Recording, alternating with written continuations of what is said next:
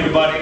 My name is Rod Francis. I'm the Planning Director of the town of Brattleboro. I'm a co-project manager for the Brattleboro Core Arts project and the NEA-funded Our Town project that the town received along with the Arts Council of Wyndham County in 2012. And this is the very first session in what we refer to as Track 2 of the project. Many of you will be aware of the product from Track 1, the Cultural Assets Atlas produced for us in part by the Conway School Consulting Team. And so the purpose of this morning's panel is to begin a dialogue with the community about how to advance cultural planning and cultural enterprise in Brattleboro. And with me today, I have three panelists who very graciously agreed to work with Brattleboro on these questions. First up will be Anne Gadua Nicodemus. Anne is a choreographer and arts administrator turned urban planner. She's a researcher, writer, speaker, and advocate, and she explores the intersection of arts and community development. Anne has authored a number of major reports, most notably Creative Placemaking for the Mayor's Institute on City Design, which helped to define the very field that we're discussing today. And through her How Art Spaces Matter reports, she reveals the benefits of art spaces to artists' careers and communities. Anne speaks widely on creative placemaking and artist spaces. When she isn't doing that, her book ethic consumes her focus. And the title of her book is The Creative Placemaker's Playbook, and that she hopes that will provide funders and practitioners with a nuanced guide for ethical and effective arts-based community transformations. Anne made West of blogger Barry Hissanisia's, I didn't do that very well, he nominated the list of the nation's 50 most influential people in the non-profit arts in both 2012 and 2013. She's principal of Ventures Arts Consulting, which provides research, analysis, and planning support to help communities strengthen the arts and vice versa. So, welcome Anne. Next up, after Anne, we'll have Stephanie Fortunato. Stephanie is the Deputy Director of the City of Providence's Department of Art, Culture and Tourism. Her work focuses on advancing the strategies outlined in Creative Providence, the capital city's cultural plan, through research studies, cultural planning efforts, tactical collaborations, and creative placemaking projects. Previously, Stephanie worked as a consultant for arts and humanities organizations, including the Rhode Island Council for the Humanities and the Rhode Island Historical Society. Stephanie co-directed in 2007 the Rhode Island StoryCorps residency, and she was the Director of Programs for the Pawtucket Foundation, a civic organization that aims to catalyze local prosperity, and a consultant for the New York City-based Wayne Clark Chimaev Associates, a museum consulting firm which specializes in family programming. Stephanie received her MA in Public Humanities from Brown University.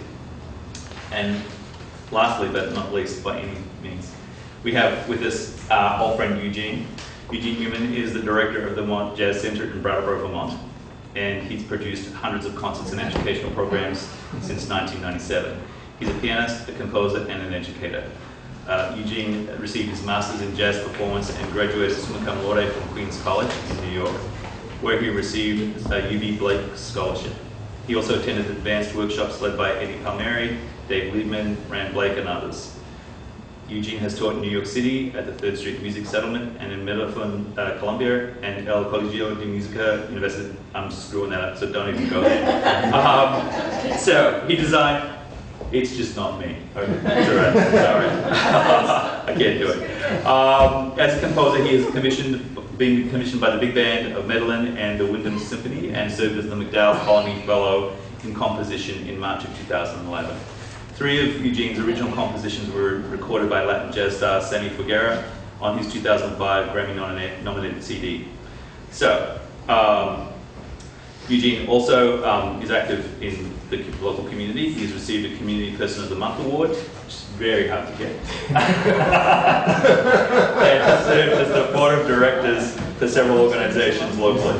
He was a member of the Brattleboro Town Arts Committee for 2 years, and he currently hosts a Tuesday night radio show on radio station WBEW-FM 107.7 FM, and we're very happy to have Eugene give up his Saturday for us as well. So, Without too much further ado, I want to just remind you that we've got a Facebook page. So if you search for Core Arts on Facebook and then like us or mildly appreciate us or whatever the other choices are, that would be fabulous.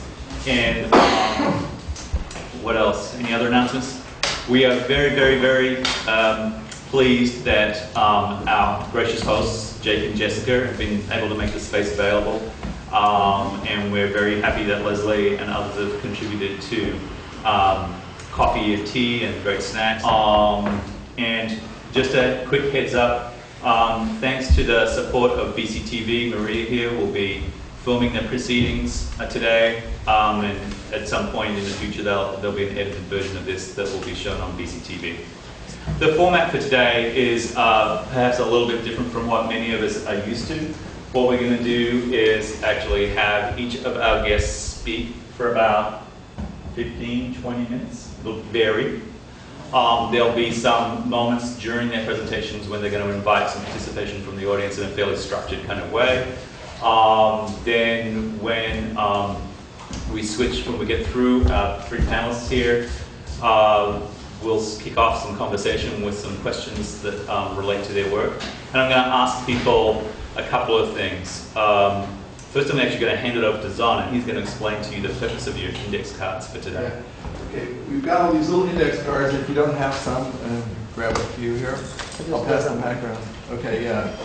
Yeah, these aren't, we're hoping if you're taking notes, you'll take more than this. But the purpose of these cards will be maybe toward the end of the thing, and we'd like you to write down 3-5 words on the card that are sort of impressions you got, things you learned, an aha moment, something that we can take away, put together, and just have as a collection of all of the impressions and senses that we've got from the thing. Yeah.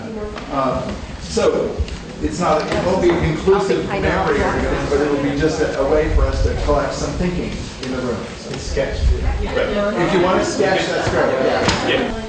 If you can think of your reactions in terms of keywords, or if you identify what you think is a keyword from our panelists, then I'd like you to actually write down the keyword. And what we'll actually try and do for the web page is construct a word cloud. So if everyone says the word cat 45 times, that'll be the most prominent word in the word cloud. If it's something else, that'll get prominence as well. So what we want to try and do is just get a fairly impulsive, natural, quick reaction from the crowd as to the contents of the conversation here, and then try and memorialize that and have that be a record of our transactions today here on the web page. And so, just before I hand over to Anne, and I know she's getting really anxious and impatient here, I just want to go back to the title. The terms that we use are cluster, district, and hub, and I'm not assuming or presuming that anyone has a deep knowledge of those terms, or in fact, the other thing I want to emphasize is that there is no necessary one definition that works here. Anne's actually going to talk in quite some detail about what it means to have a district, and Stephanie is going to follow up on that with her experiences of actually working to create districts. That leaves the cluster and hub phenomenon, which also forms part of the title. And so many of us are survivors to some extent of the very sustained process and conversation that's been going on in and around Brattleboro for at least the last 3 years on economic development issues and the town plan.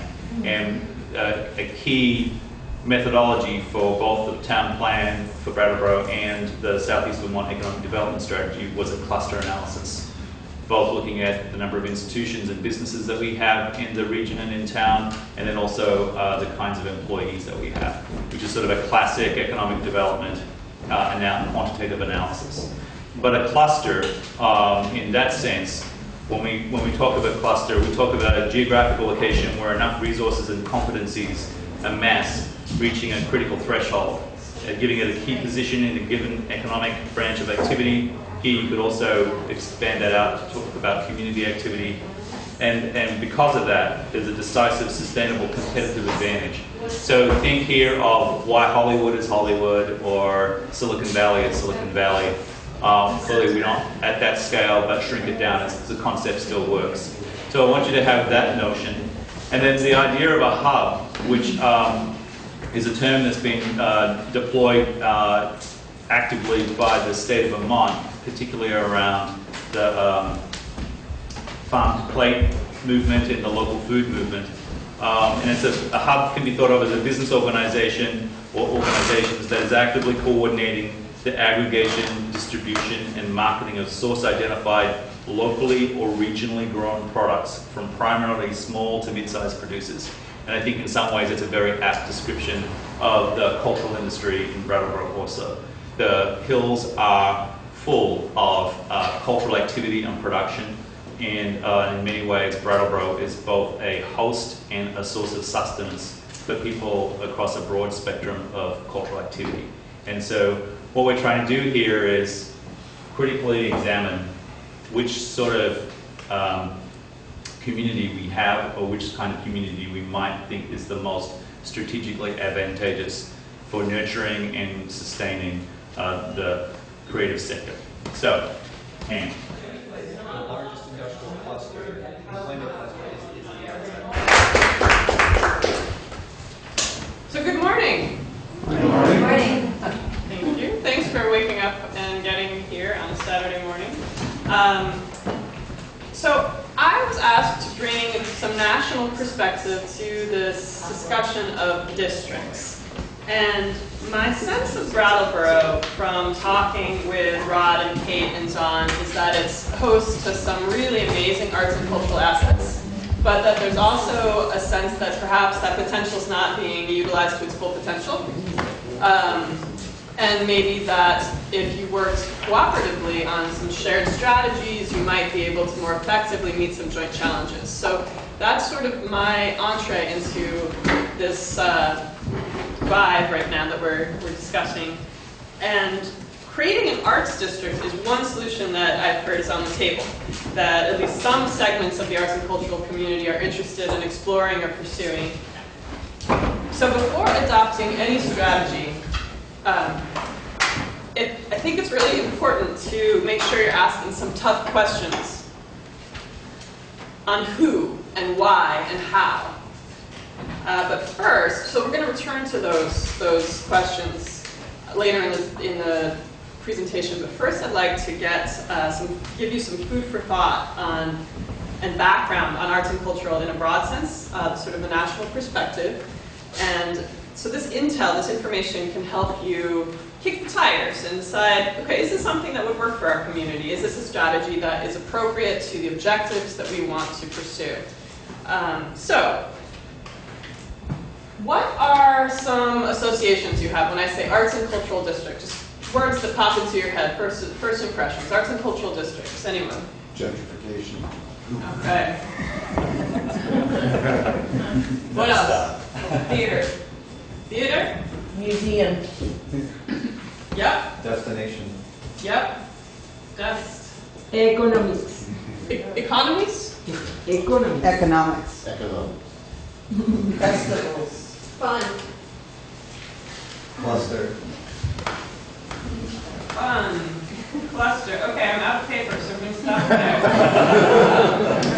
And my handwriting is really fun and messy, but you heard it all. So there are lots of associations here, and this is actually the definition that Americans for the Arts advances. A well-recognized, labeled, mixed-use area of a city in which a high concentration of cultural facilities serves as the anchor attraction. So let's just focus in on that a little bit. If I see a few keywords, I see labeled.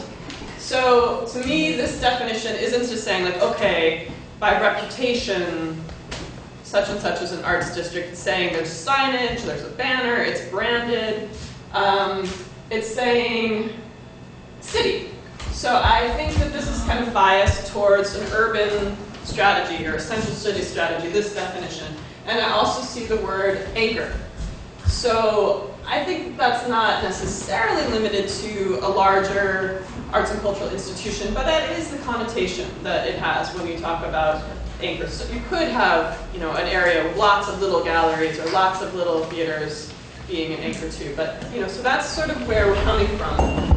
But where are our words? Oh, behind it. As we crowdsourced, there's actually a spectrum that can occur in an arts and cultural district. It's a range. So one popular way to sort of view this spectrum is the two ends, naturally occurring cultural districts on one sort of end of the spectrum, and then formal or top-down on the other. And this concept of naturally occurring cultural district, this was advanced by researchers Mark Stern and Susan Seifert from the University of Pennsylvania from their longitudinal research on Philadelphia. What they discovered is that there are certain concentrations in Philadelphia neighborhoods of arts and cultural assets. So not just nonprofit arts organizations, but also residential artists and cultural participants, members of the general public that frequent arts and cultural offerings, and for-profit cultural businesses, as well as, there's one more. No, that is it. So he dubbed these cultural clusters, and what he found is that when you have this concentration, it's actually associated with some really wonderful positive social and community outcomes, from higher levels of civic engagement, increased population and housing values, decreased poverty rates, and all with little evidence of ethnic displacement. So partly because of those benefits, and partly in reaction to what he perceived to be a bias in public policy towards promoting more of the formal and top-down, he advocated that policy should be instead arranged to support existing concentrations of cultural assets.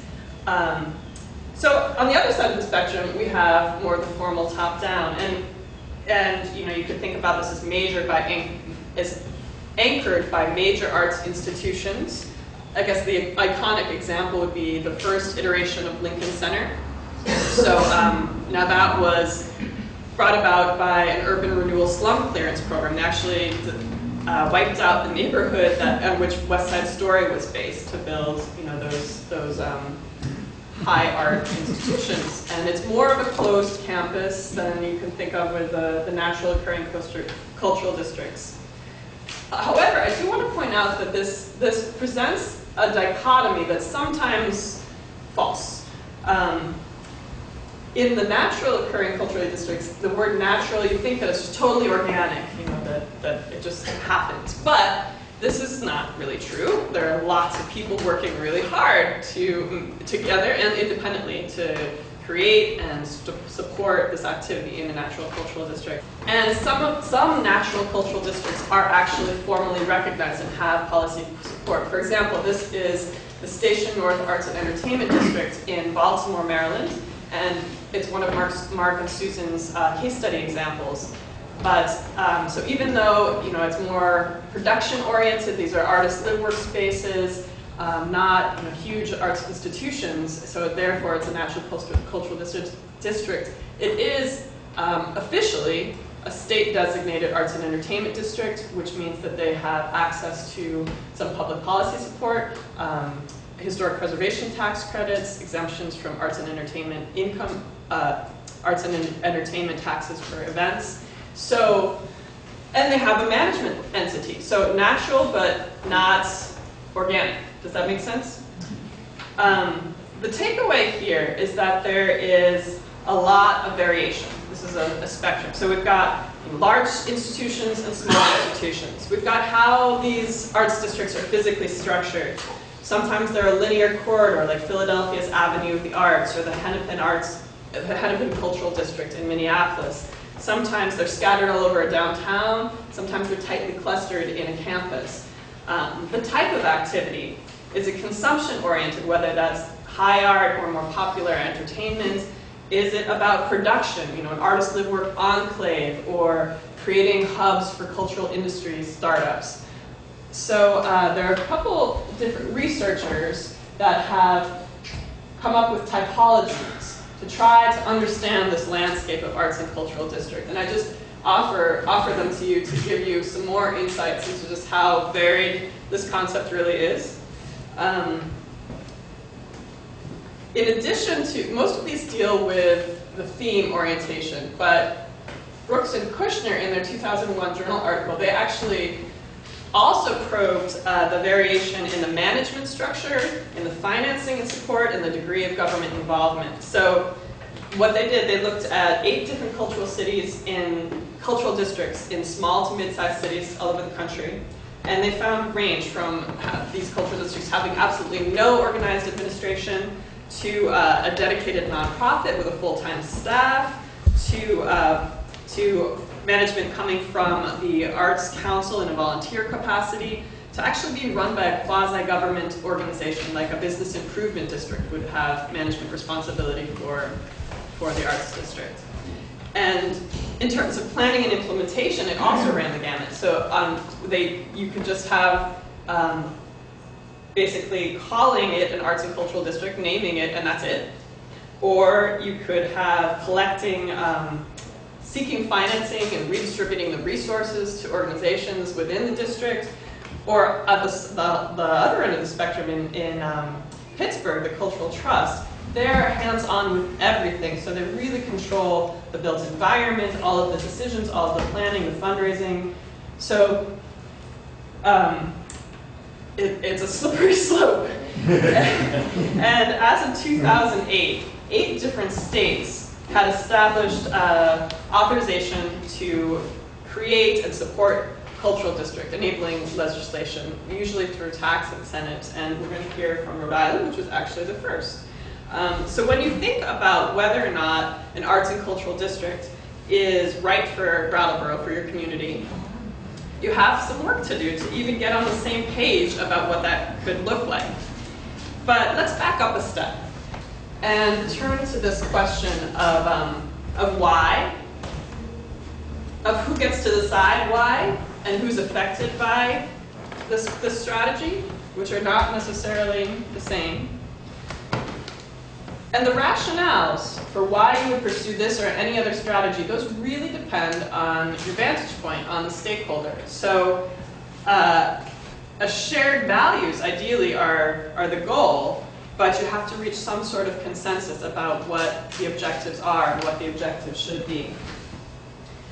So let's just do a little brainstorming about stakeholders. All right, so in the arts and cultural sector, we have artists, we have arts and cultural leaders for organizations, we have other cultural workers, so people working in media, owners of for-profit creative industries, arts educators, and then of course the patrons and the participants. In the nonprofit arts sector, we've got merchants, Chamber of Commerce. If you think of one, you can just shout it out. Business improvement districts. Maybe there's a corporation that's interested in supporting a cultural district because they think that it might be a way to attract the creative class, a highly educated workforce, or retain youth in the area. Developers, maybe they want to support gentrification and build some condos. In the public sector, we also have to run the gamut. You have from the local level to the state level. What's in it for the select board? What's in it for the town manager? Think about how the Planning and Economic Development Division might be interested, and then the Arts Council. So you have all of these different gamuts. Philanthropy, their foundations, private donors, corporate grants. And then, of course, last but certainly not least, community, the residents. Maybe it's not appropriate to think of residents en masse. Maybe there are really important differences in terms of socioeconomic demographics that you have to think about. How large a catchment area are we talking about? Is this to serve people in the neighborhood? Is this tourism from New York City? Or is this for the folks in your larger region? What would be the goals if you were to pursue this strategy? Historic preservationists, I just want to throw that one out because a lot of times there's a sweet spot. If you are pursuing more of a physical strategy, the historic preservationists get excited about a beautiful old building, you can fill it with arts and culture, and so they're oftentimes a natural ally. So ideally, you would try to engage all of these different folks in a visioning process, but if that's not practical or not feasible, try to put yourselves in their shoes and make best guesses about their interests. It's really about coalition building. So last night at dinner, where's Kate? Kate was reflecting that you've been at this for quite a while. that Craig Driesen came in a few years ago and did a cultural plan, and that she sensed that there was some frustration that, you know, why aren't these ideas sticking, or these proposals?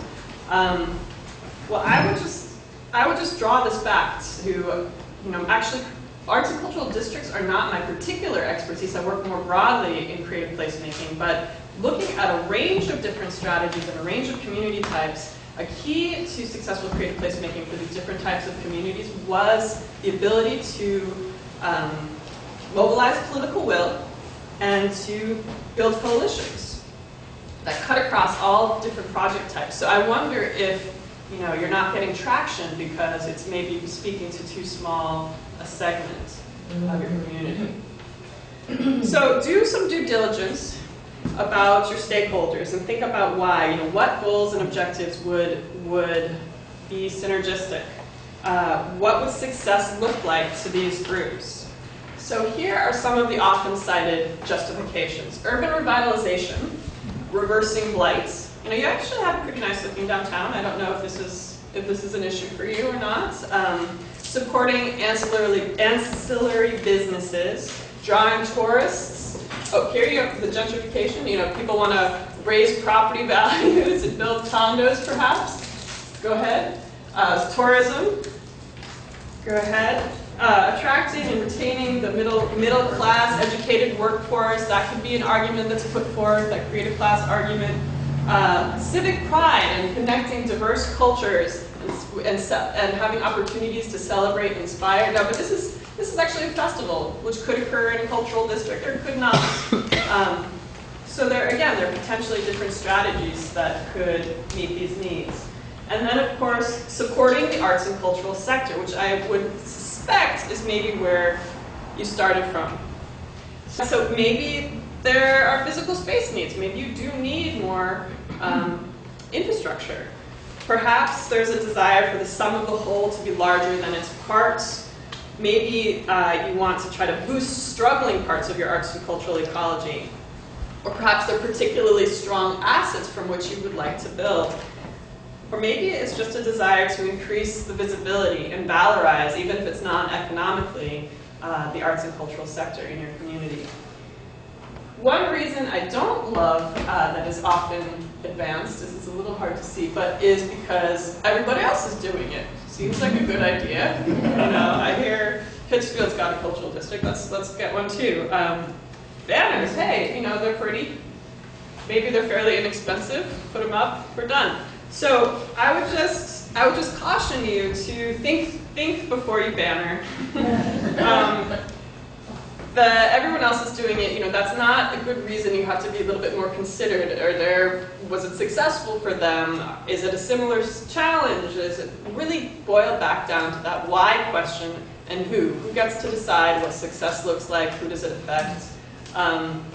You know, banners may be fairly inexpensive, but they could help with visibility and valorization to some extent. But if it's lip service, you know, it feels like lip service. So you want to try to see if you can have some teeth. Now you also want to consider the risks and the potential downsides and do some soul searching. So who's in and who's out? This issue of fairness and equity. What does it mean to label one neighborhood as creative or artsy? Does that mean every place else is boring or uncreative? You can think about, especially in a larger metro area, is it better to concentrate cultural assets, or perhaps it's better to have them more diffuse? So there are pros and cons. So if you have things co-located, then they should be able to have more synergies. So you can, you know, if you have a lot of galleries or art studios in the area in close proximity, you can have an art walk, you can have an art crawl. But on the other hand, you know, if it's more diffuse, you might actually have larger cultural participation by residents because it's easier for them to get to something in their immediate backyard than to go down to the, you know, cloistered arts district. So, so those are some of that particular equity challenge. We, in a journal article for the Journal of Planning and Educational Research, we sort of posit those against each other and advocate for more of a diverse mosaic approach. This is Anne Markuson, my collaborator, and myself, versus cultural districts. So more food for thought. Another potential is that the economic rationales may be overstated. If you're primarily doing this because of economic reasons, I think that was one on the list, economics, you want to look at what the evidence is. Are these having return on the investment? The evidence is limited. Maryland did an economic impact analysis of its 19 state-designated districts for fiscal year 2012, and found that through new business formation and visitor spending, that the 19 districts generated over 4,000 jobs, nearly $380 million in revenues for the state GDP, and $20 million in tax revenues. However, as with a lot of these economic impact studies, there's some problems with the methodology where I feel it's most likely overstated. For instance, you're supposed to try to estimate for these visitors how much are coming from outside of your region, outside of your county, because that would be more of an export-based theory. It's bringing new dollars in is supposed to have these multiplier effects versus just sort of recycling the same dollar. So they also acknowledge that they didn't back out the tax deductions that these organizations are applying for. So you know, some good news, but perhaps overstated. There's some interesting journal articles by Brooks and Kushner and Douglas Noonan, and I'll have the links if you're interested to those on the website.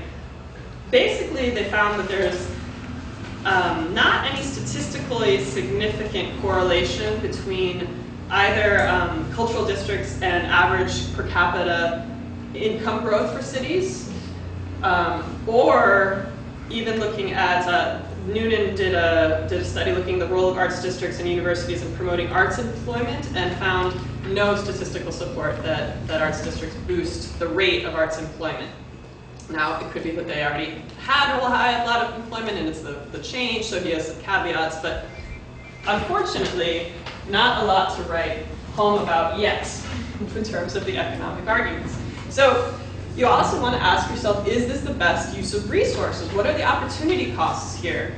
You know, should we use any funds for a different strategy? Especially if you're thinking about building a huge new facility and all that capital infrastructure, you have to think about the long-term costs. You know, these new facilities can often be an albatross because you have to pay for maintenance and upkeep for the organization or for cities if that's coming out of their budget. So your homework is to think and talk about these questions of why and what success would look like and who gets to decide and who is affected, both in relation to considering the specific strategy of cultural districts and others. But if you do decide to go ahead and pursue cultural districts as a strategy, Brooks and Kushner did distill a few factors that affected success. So these best practices, there was no one strategy in terms of management or type, but these are some common factors that seem to be associated with more robust cultural districts. Leadership was key. It's critical to success, although that came from all different sectors. Having diversified support, so multiple levels of government, private sector, nonprofits, the philanthropic community, keeping objectives clear and well ordered, so ordering the goals so that proponents can articulate defenses to threats, and if there are any incompatible goals, you know, figuring out what those are. And supply and demand, basically making sure that the cultural district, the offerings are relevant to the public's interests, and clarifying who your constituencies are, your primary and your secondary constituencies. You know, is it tourists or is it locals? Clarifying their tastes and interests and making sure you're suited to those. So when you look at this list, I think there's a lot of overlap with what I've been harping about, which is talking about who and talking about why and what their stake is in it. So it's really about coalition building. So in conclusion, you know, you have an opportunity to explore this as a potential strategy for Brattleboro, but you know, what is the problem that you're trying to solve or the asset that you're trying to build upon, and who else should be a part of that conversation to figure it out? So just in terms of the culture districts, banner beware, you know, think it through before you jump in, and I think we'll now get to hear the ins and outs of a very particular case, so you can have more of a detailed dive in with one example.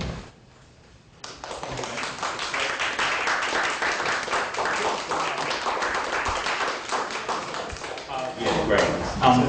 So just whilst Anne is unplugging, and we're going to plug in Stephanie. Does anyone have just a quick question of clarification, or just a quick question for Anne that's going to help them out, or think help to contribute to the discussion here? Yes. So would you like to actually say your name first? John Loja. Hi.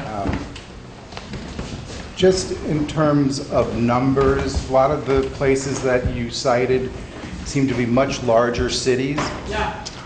and that Brattleboro is part of a kind of diffuse regional rural city, kind of, where there's lots of large population that's spread out, and that the entire town is almost like a district in that city. So that we need to identify the whole town as a cultural district. And you know what that sounds very similar to me is how Rod framed this issue of hub, right? We're using the agricultural example. So, and maybe the town isn't a district, maybe it's just promoting Brattleboro's arts identity, you know, doing like Providence's Creative Providence. They have that whole moniker branding it. But they didn't just do a label, they paired that with a cultural plan and strategies that they could then try to implement as opportunities came along. So it's a great point. And there are some examples of cultural districts in very small communities, but even small, I was looking at the case studies with which I'm familiar, and it was like population 800, and I was like, well. Amongst those catchwords, you might have the concept of a county. Because it seems in our case, we have a lot of very creative towns that have their own arts organizations, theaters, music festivals, but they also feed Brattleboro. So Brattleboro is like the center of a very rich artistic cultural area, and there's a lot of cross-fertilization, potentially more. Yeah, and there have been really successful rural strategies on a more regional level. Oftentimes, it's not just art with capital A, but it's looking at culture. So one of the case studies that I'm familiar with is in South Carolina and the Gulaguchi culture, and so it's based on West African sort of slave heritage and a specific language, but they have festivals, and in Louisiana, similarly around Cajun culture and Acadiana, they are able to do this French language as well as more of the arts pursuits. So what are the ways in which you can capitalize on the whole regional identity? Bakersfield, North Carolina, which is an even more rural community, they've got this really strong craft identity, and it's not centered in one town. It's all over their different hubs, but they've found ways to learn from each other. So these different towns will work together in kind of peer-to-peer groups, borrowing from a Main Street Initiative model and figuring out how to pair arts and culture with economic development. And it's really done amazing things to sort of promoting the whole region economically and strengthening the craft sector in particular. So very much you're thinking in ways that other places have used successfully. Okay, we're going to hold on a bit. We're going to move across to Stephanie in one moment, but I would also like to just follow up on Anne's point. Perhaps the closest and most successful regional scale integration, if you like, of arts and particularly crafts with working with the landscape as informing that activity is the Northern Forest Alliance that stretches from New York across to Maine.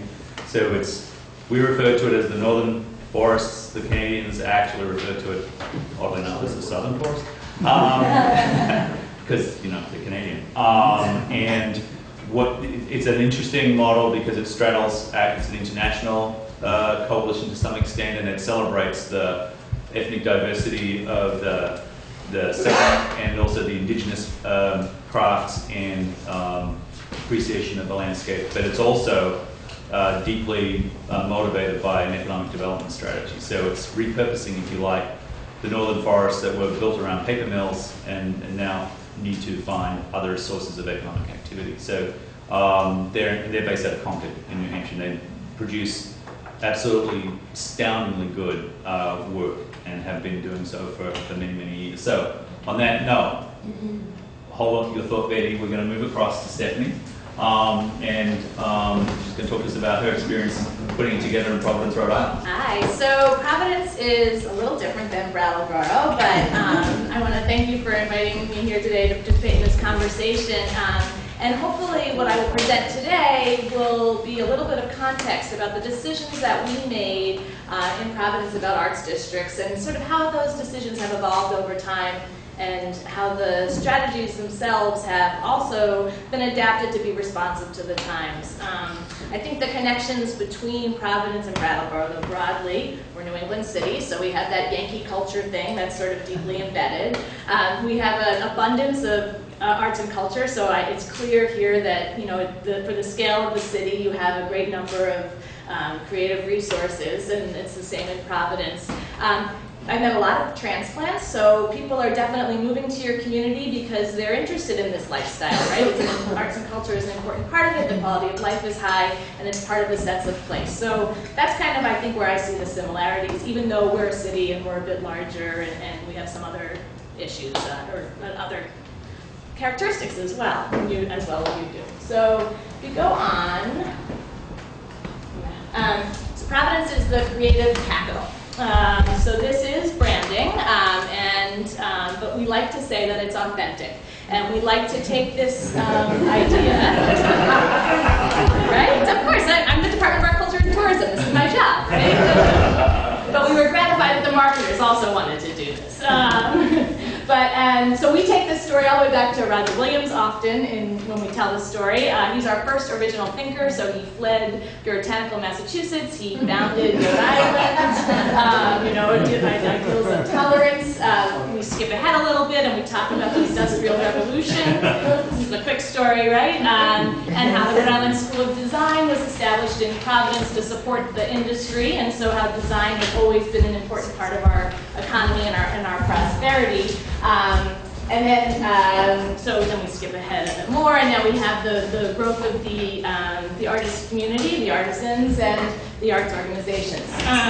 So Providence's arts districts have all taken a different form. So we have 2 officially designated arts districts. And I am a public humanist and not a planner, so I'm going to present to you the sort of infrastructure elements, but I'm really going to focus on the contextual side of things. So I'll do my best to answer any technical questions, but I think what I'm going to tell you more is a story that I hope will illustrate some of what Anne has talked about on the ground. So if we go on. So in Rhode Island, in 1998, our General Assembly adopted legislation about arts districts.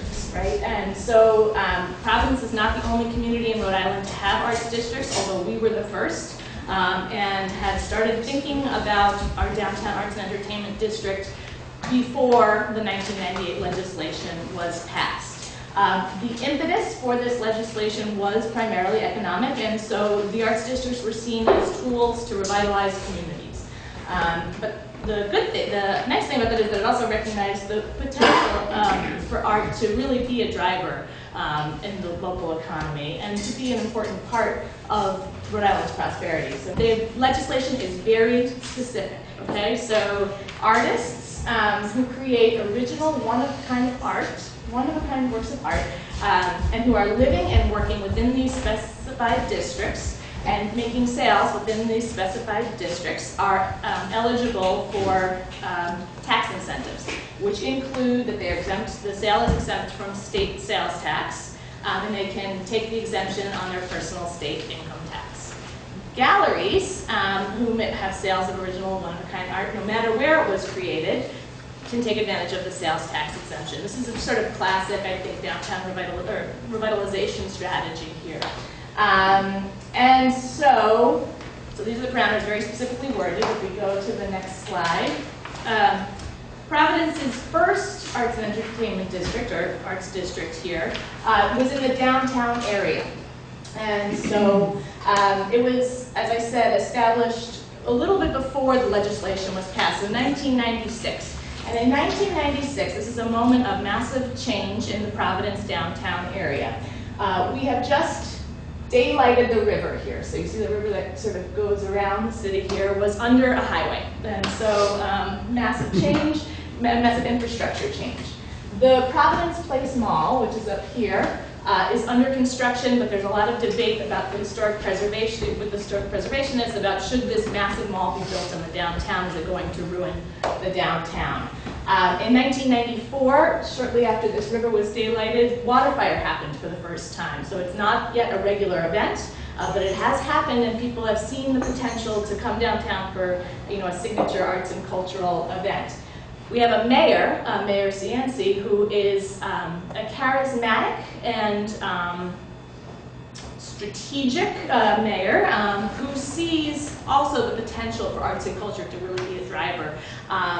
And he sees that because we have a very politically active arts community, and also, actually I shouldn't even say the arts community. We're a very politically active community, and so there's been a lot of advocacy up to this point to get the river daylighted and all of that. So it's been a massive 20-year project, and so he's very aware that if he can make people happy, he can get votes, right? So kind of a chase the egg there. Very strategic, exactly. Buddy. So yeah. So guest of all of ours at the federal prisons later on. Is it the craft angle? Is that where they do crafts? Yeah, exactly. Pottery. So how did we decide on that little square in the middle of those other projects that are happening?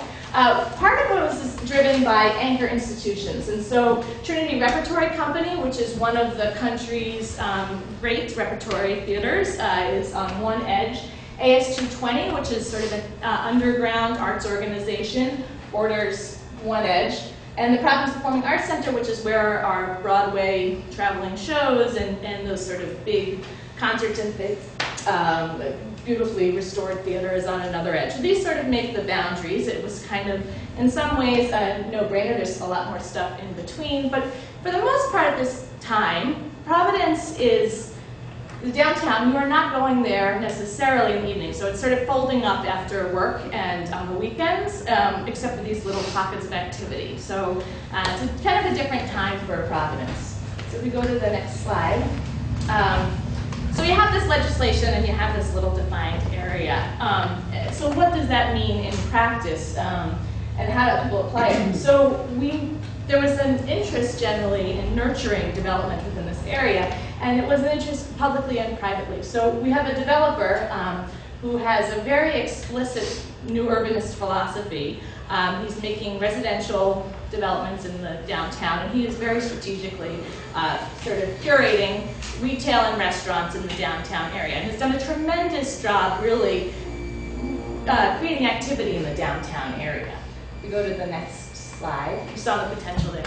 But there's also been plenty of public investment. So we're looking at 17 years here. How do we nurture the arts and entertainment district? Well, we help with streetscape improvements. So that Providence Performing Arts Theater wanted to transform the plaza in front of their space. We were doing some changes to our circulation patterns. There's a marriage there, and we're able to help advance and make it a more interesting street place. AS220, the arts organization on the border, wanted to sort of increase the visibility of the arts within the arts and entertainment district, and so commissioned Shep Ferry to do a mural on their building. Needed help paying for the mural. Shep Ferry is a risky grad, and so he started the Obey in Providence. A little story there, but so the Providence Redevelopment Authority actually funded this mural. So public investment. We try and go where there's interest already. Currently, Trinity Rep has asked for the street next to them to be abandoned so they can expand into the street next to it and also do some creative placemaking on that street. And so the city is working with the organization to make that happen. So we really try and nurture the interest of the arts organizations broadly. We go to the next slide. We also recognize that there's not only an economic development opportunity with these arts districts, but there's really a community building. No, that's okay. So we recognize that activity. And so we're often the first ones to come to the table with financing. I'm sorry, all these slides, I didn't actually realize that we're all about AS220. There actually are other organizations in our Arts and Entertainment District. But AS220, for instance, had one building in the Arts and Entertainment District. And over the past 17 years, has built 2 more on the Washington Street edge.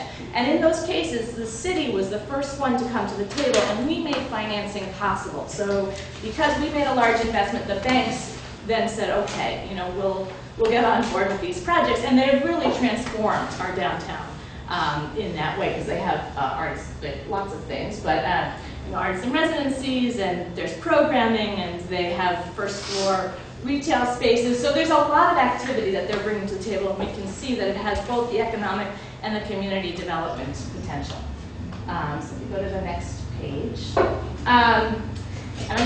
This is just a slide aside. So just to the eastern edge of that boundary is the site of our Town project. So I don't know if you guys are interested in what's happening in these other communities. I just thought this is related. So that little square touches our historic bus depot, and so we have been working with a coalition of private and public partners to transform that space into the real civic center of the city, using arts and cultural programming primarily. And so our town, we got a grant in 2011, and we did some design work which completely transformed the plaza, actually moved all of the buses, but really made it a space, a real public gathering space. And so if you go to the next slide, we also did a festival. This is Project Vandeloop, coming down one of our skyscrapers in Providence.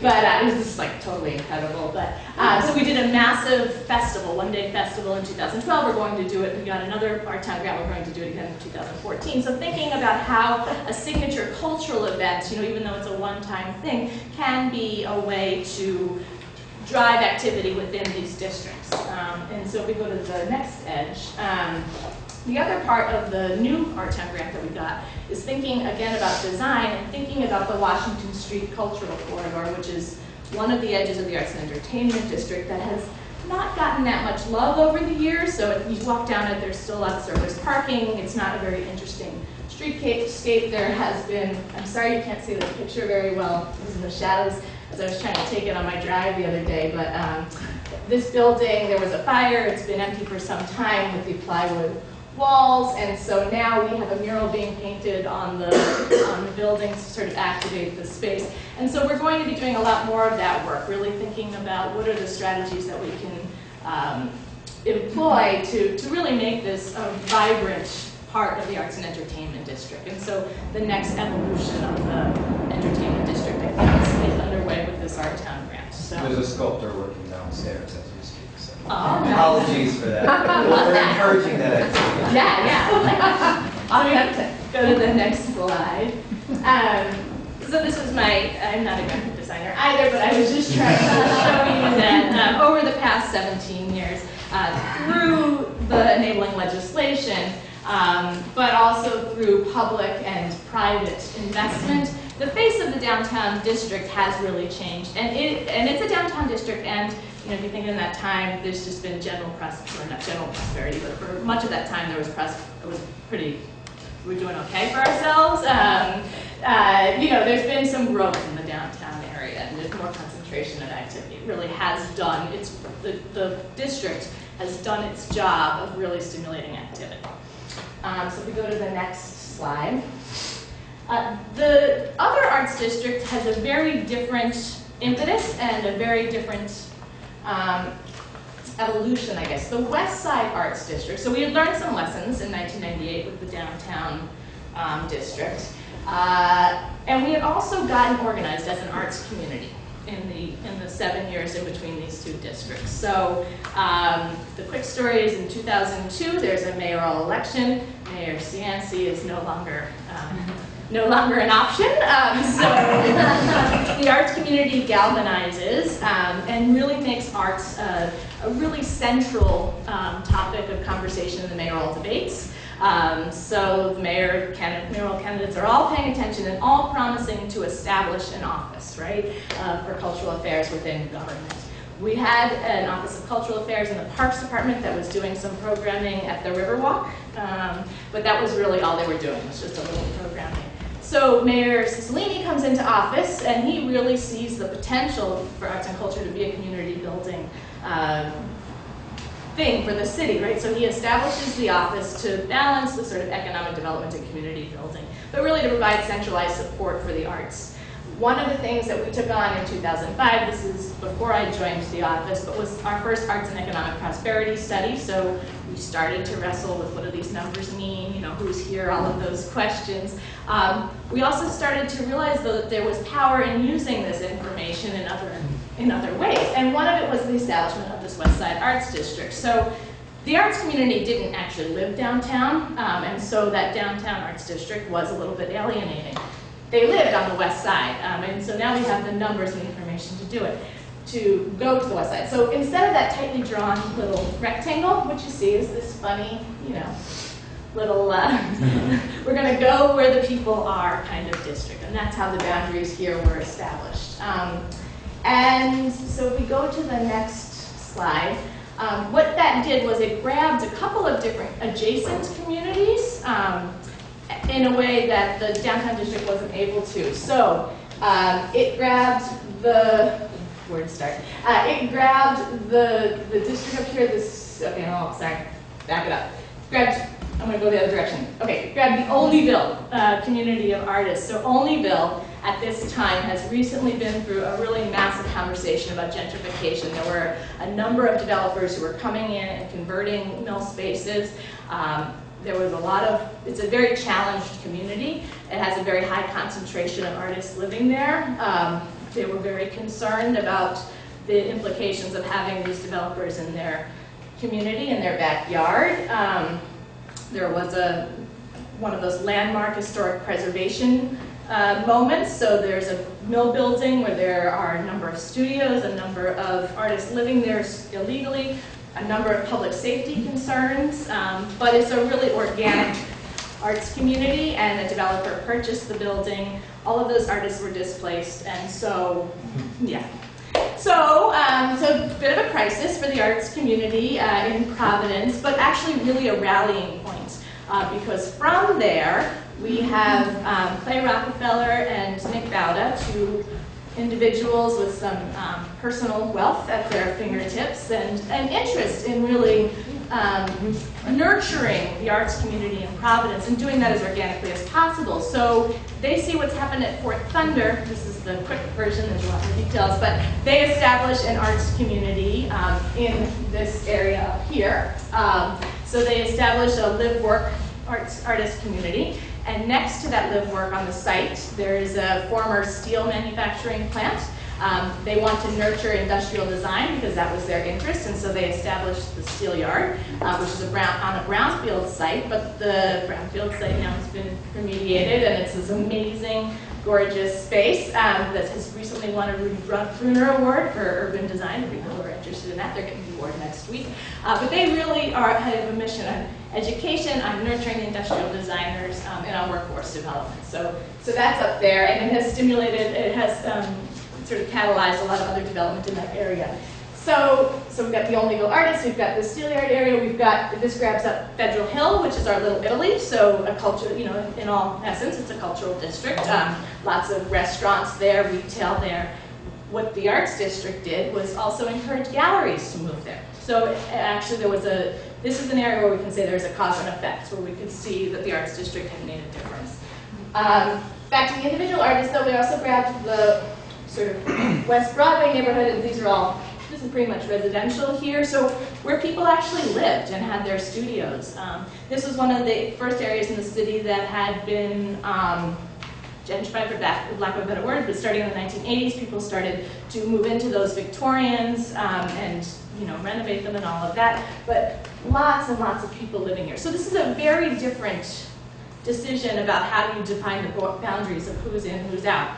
Still, mostly, the individual artists are not taking advantage of the opportunity. And all you have to do as an individual artist is register with the State Arts Council, and so you submit, like, it's a very easy paperwork, and then you can take advantage of this, but still, many people don't do it. But it did work for the galleries here in Federal Hill. So if we go to the next page, and I'll speed up because I see I'm talking more. So thinking about this sort of where we are today, some of those mill buildings that had been converted by the developers, there are a number of arts galleries in those spaces, and some of those arts galleries are starting to think about, well, should we be thinking more strategically about marketing ourselves as a cultural district and doing some map making and programming and things like that that really explicitly draw attention to the concentration of galleries in those spaces. So it's kind of a funny, not long view, but just like these converted mills that were so contentious. Now they're part of our community, and they really are actively contributing. There's many spaces that are actively contributing to making our community a better, more interesting place. And so, we're just at a different stage now. So it's kind of interesting that as we're starting to think about this a little bit. The other thing, to go ahead, that's happening. So Rhode Island is sometimes a little parochial. So these little arts districts and all the communities were doing their thing. But galleries who are not located in these arts districts, this was not good for them, right? So particularly in Providence, there's another street where there's a concentration of galleries. They cannot take advantage of the sales tax-free zone. So they start organizing and advocating for Rhode Island, all of Rhode Island, to become sales tax-free. The economy has fallen apart, right, since 2008, 2009. Everyone's hurting. So the General Assembly wants to be responsible because they've also seen some of the payoff here. So starting on December 1st, all of Rhode Island, the gallery spaces will be sales tax free. Now, individual artists will still need to live and work in those districts to be an individual artist to take advantage of those tax benefits, but this is a pretty great thing for Rhode Island galleries, right? But I think there will be implications later on for the evolution of our arts districts, and so something else may come of it. We're just on right before it here, but I think it's kind of an interesting moment actually to be having this conversation with you guys to think about that. Who's in, who's out? Everyone's in now, right? Yeah. So if we go to the next page. Something that Anne said to me last night, and that kind of stuck with me, is that it's kind of okay that individual artists don't actually take advantage of these arts districts, and in a way, because what it does is actually it does foster a sense of community, because it really just shows that Rhode Island now, but Providence is very arts friendly, and it does build again a sense of collective. Feeling for nurturing the arts and cultural community. So before, I'm going to just talk about zoning really quickly, but is there any quick questions about arts district sales tax incentives, any of that? On that gallery tax free, is there any upper limit? That is, if someone's selling a $1 million painting, is that tax exempt as well as the $15? That's a great question. I don't think so, but I'd have to look at the legislation to find out about that. A little bit more about the incentives for the people who live and work, the artists who live and work there. Yeah. You said personal income tax, is that right? Or The sales, the state personal income tax. They don't have to. No, they have an exemption on the sales. Oh, their sales. They income. deduct their sales tax from their personal income tax. That's it. Right. So if you Their require, sales tax or sales? if you sell $1,000 worth of art, Yeah. you can. Well, if you pay, if there's $1,000 of sales tax on the art that you sell in 1 year, you can deduct that sales tax from what you would pay in personal income tax for the state. So, say you're paying $10,000 in personal income tax, now you're paying $9,000. Right? Thank you for explaining Sure. that. He's clever. Okay, so sales tax incentives aside, I'm going to talk quickly about how regulatory tools can be an incentive for creating these districts. very quickly, because I don't know that much about this. But Providence is in the process of updating our zoning ordinance. And so we are starting to think a little bit more deeply about arts-friendly zoning. So we have zoning in place that actually is pretty permissive for arts and cultural activity. However, there are some situations where arts and cultural activity requires a variance. And so hopefully our new zoning will help, regulate some of that, or just be a little more, allow a little bit more uses. One situation is in the Steelyard area that's not zoned, it's zoned so that way you should not necessarily have a temporary arts program that happens at the Steelyard. It also happens at churches. So the new zoning is going to allow a range of arts and cultural uses, control the impacts from such uses, take advantage of existing physical resources, thinking about encouraging artists to live and work in Providence, economic development, and revitalizing and thinking about our identity. So these are our goals for our new zoning ordinance, or in refining our new zoning ordinance, and they come from some planning work that we've already done in our community, from our city comprehensive plan and from our cultural planning process.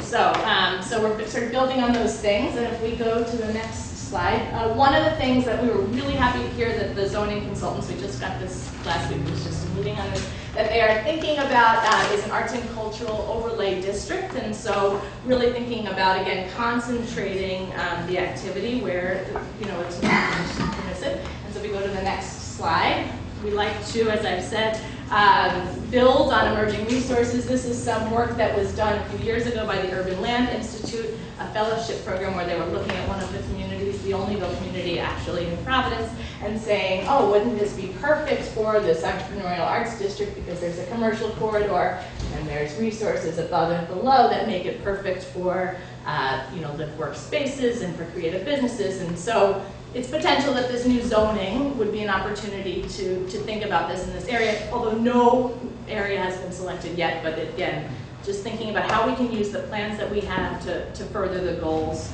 of the creative community. So if we go to the next page.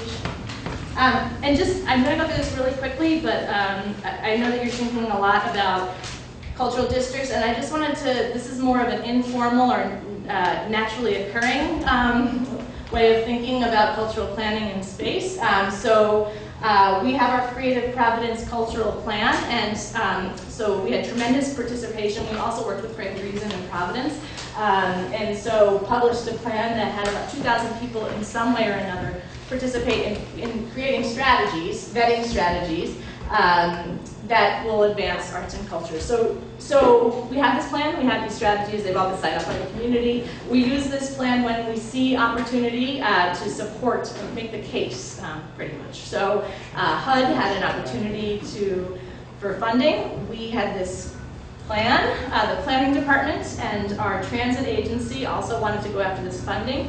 They also had plans. So we came together, we looked at our plans, we saw where they aligned, and so we were successful in getting close to $1 million grant that helped us to look a little bit at land use, about transit, do some targeted cultural planning, and it's also paying for that zoning update. So it's a quick story of how we use our cultural plan. But in this project where we were looking at targeted cultural planning, we did 3 things.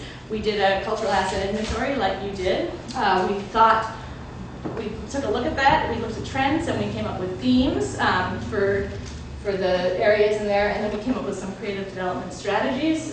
This cultural planning work was 5 streets throughout the city, so really stretched the edges, very different kinds of streets. So one in a kind of affluent community with a suburban character, one community, Olneyville, right again, but actively engaged, very cohesive community. One community where there's really not a community center, there's no anchor, so we're working with different stakeholders throughout the city on the cultural planning process. We'll go ahead.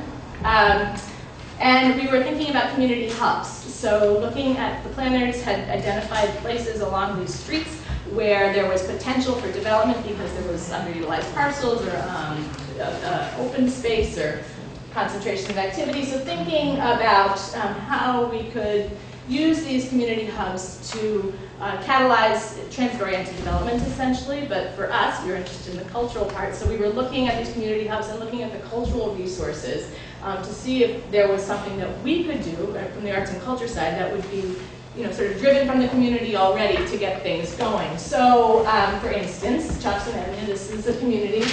Sorry, you really can't see the colors. There's not that many anchor institutions or formal arts and culture, but there are a number of restaurants along the street, and so we see an opportunity to use the concentration of restaurants in this community hub as a creative economic strategy.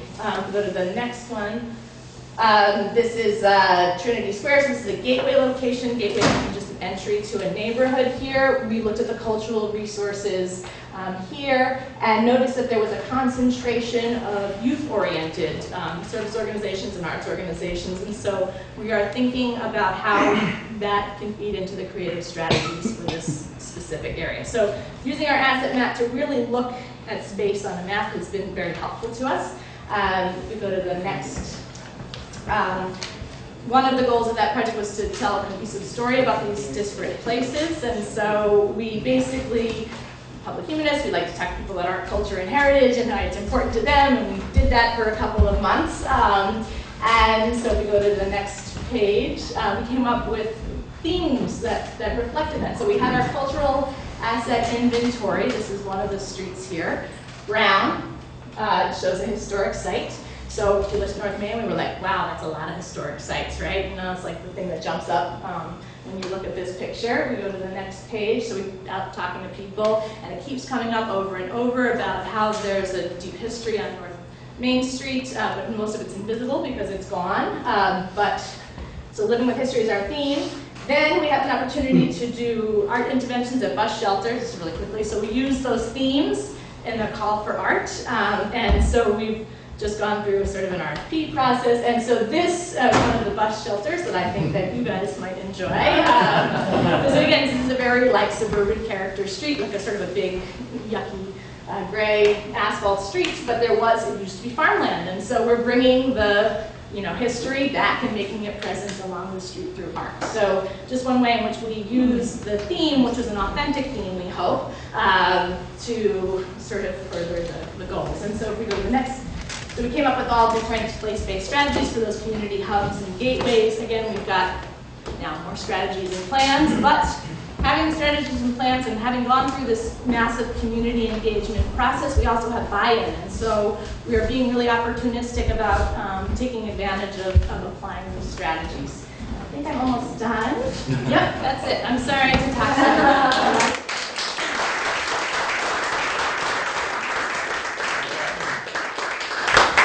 Quick question for Stephanie, perhaps, while she gets her breath back. Mm-hmm. Is it the same question, Betty? No. Okay. Same comment. All right. No, not same comment.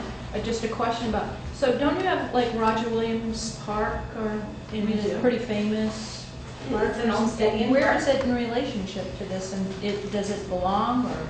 So it's actually on those corridors. It's in between two of our corridors, and it was the #1 cited cultural asset.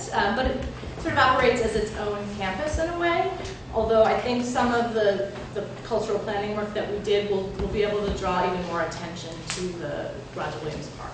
Good. Yeah, because it is a great site. It is. Lots of good stuff. Yeah, you're right. Yeah. Thank you for reminding us, Betty. That's great. Okay. Okay. Sorry, yeah, so I just say, sorry. So we're doing wayfinding and sense of place stuff with that work. Let me just say one comment, and we can pick it up later. I'm just thrilled at the range of tools and resources that you're bringing to bear on the topic, and the way things are woven together. It's just a real inspiration. It's very exciting. So, without too much further ado, Eugene is raring to go here. So, everybody, Eugene. Hello. Thank you so much for this opportunity. Really impressed by what I've heard, and I really think that this is something that we can use in our own planning process. I really like the whole concept of this, the way that this particular panel has been presented, in that it's going from a national to a regional to a local level. And here I am to present it on a local level. Some of you know me. I'm the director of the Vermont Jazz Center at the Cotton Mill. And I'm also a parent, participant in the community, somebody who's interested in what's going on here on a personal basis. So I feel that, okay, what's going on in Rhode Island is interesting. What's going on in Bakersfield, North Carolina is interesting. But what's really going on here in Brattleboro is what interests me most. And I want to figure out how to solve this problem. So I'm coming to you with the vision of, okay, I've been working here since AFTA started. Now, AFTA was the Alliance for the Arts.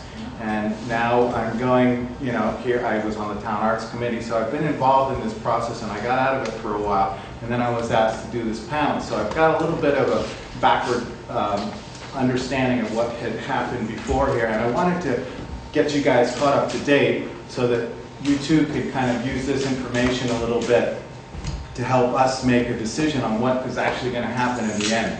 Now, I've been told by the people who created this grant that we're actually just kind of accumulating knowledge in a kind of a broad fashion, that we're not really here to make any specific decisions at this point. But on the other hand, I'm a very practical person, and that's the reason why I feel that things like the Vermont Jazz Center are successful, is because we don't worry, we do worry a lot about capitalization and things like that, so we rent. You know, there's just some real fundamental things that we've done to keep the costs down, and therefore we're still successful. And I think that that's something that I bring to the table, is like, okay, how do we do this on a nuts and bolts basis? What are the kinds of resources we're looking for? But before going to that, I wanted to thank the people who did the grant. I think that this is a really cool piece of work, and I want to thank Zahn and Rod and Kate, because I really believe that you guys have put your heart and soul into this, and it's given us all an opportunity to come together and to solve something that we've been talking about for a decade, or you know, longer than a decade. I've been involved with it since, yeah, a long time. But at any rate, I feel that, you know, I read the grant to get prepared for this, and I feel like the grant has our best interest at heart. And what it is it's kind of looking at what we've all done again and again and said, okay, let's put some money into this and come up with like a broad-based plan. Now, unfortunately, and this is something that I feel needs to be worked on in the plan, is that the grant doesn't appear to have like an actual, okay, when this is done, what are we going to, like how are we going to get the resources to implement the decisions that we've made? And I think that that's something that we as a group need to really come up with, and that's something that I'm wrapping my head around. And I'm sure that Kate and Zahn and Rod can answer that, you know, and that might be a good question for the end of this particular forum. Okay, so I also wanted to thank the members of the Wyndham Arts Council, the Arts Council of Wyndham County, the members of the Town Arts Council, the current members, and Maria for filming this, and John Potter and the gentleman from the Commons for, you know, reporting on this, because I think that's real important that this gets out there to the public. You know, there's what, 30 people here? Good, that's important, but this is something that really we need to work on as a whole community. So I'm really glad that this is getting out there. AFTA, let's go back a little ways. Let's go to 2006, 2007. A group of people who were involved with the arts community here got together all of the people who were on boards or were leading these particular programs. I'm talking about NEYT, I'm talking about the museum. Zahn was the head of it for a while. And the museum, the BMC, there's all these great arts organizations here. We all got together and met on like a monthly or bi-monthly basis, and we would invite people like Steve Proctor, who would help us with the idea of sustainability, or John Potter, who would talk to us about how we could better correspond with the media. So it ended up being a fantastic forum for us to learn about what was going on. And I wanted to, when we were dissolving, we drew up a list of accomplishments, and I just want to read those to you because it's really kind of leading to what we're trying to decide at this point. So this is 2008, and we were dissolving, and we were talking about, okay, at least let's see what we accomplished. Learning about other organizations and making connections. The Creative Economy Symposium, the Americans for the Arts Economic Survey, the Artists' Town Meeting, strengthening the Arts Council of Windham County, online ticketing, the River Garden and Arts Promotion Panels, shared advertising for arts organizations, collaborations between organizations, businesses, and the town, the Arts Compendium, which was a little booklet with all of the artists that we could gather in it, and finally resulting in a municipal committee called the Town Arts Committee.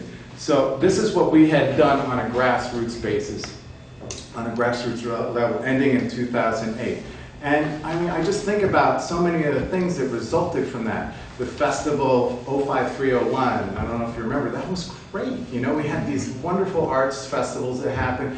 I remember that the Vermont Jazz Center collaborated with Key Bank and Lynn, and we did those great Latin Key into Jazz programs, which were so awesome, and we would have dances at the River Garden. You know, whatever happened to that? I think that's the kind of thing that we should try to, you know, sustain and nurture in our community at this point. And it's kind of like we're on the fence looking to see what might happen. But I think that, you know, back then there was this sense of vibrancy that I would like to recapture in some way, or present in some fashion, that maybe we can kind of think about what are the goals of this gathering and the other 5 panels that are going to happen. So that was the AFTA, Alliance for the Arts. Then what happened? We went on to the Town Arts Council. And the Town Arts Council is still in existence, and it was a realization by the town, I believe, that the arts are an integral part of this community. Let's do something. Let's not just pay lip service to it. Let's actually organize an arm of the town government that pays homage to the arts and tries to do something. I was part of that for 2 years. Kate's still on that. Doug is still on that. Is there anyone else who's on that committee here? No? Okay. A really cool thing that they're doing, they meet, every 2 weeks now? Gail was on it. Again, this was a wonderful time period. We're talking about 2009 it started. And what happened with the Town Arts Committee was we were able to define ourselves as an identity and to see how we intersected with the town government. And one of the ways that we did this was through these amazing charrettes. Now, I didn't know what a charrette was before this. But a charrette is a way of gathering together people to come up with solutions to problems that have been identified. And we really spent a lot of time discussing what was the core of the arts here. And I think that those particular meetings are still relevant today. And I think that we really should go back and look at that data that we gathered, because we got together, like, you know, in one of those meetings had like 100 people in it, and people who are really invested in the arts. And we came up with some really perfectly usable solutions to problems that we thought would work. The only problem was, there were 2 problems actually. Resources and organization, okay?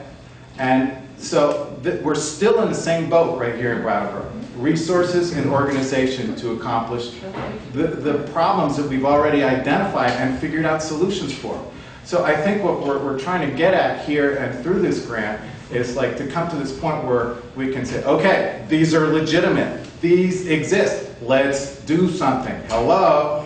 You know, that's the way I feel. It's like we've known about these problems for 10 years. Let's do something. So that's the clarion call here, and it was the clarion call back at these charrettes that happened. I have one thing that I wanted to read to you from the charrettes that resulted in the town plan. Now, here it is. Here we go. Okay, this was the charrette that we had talked about.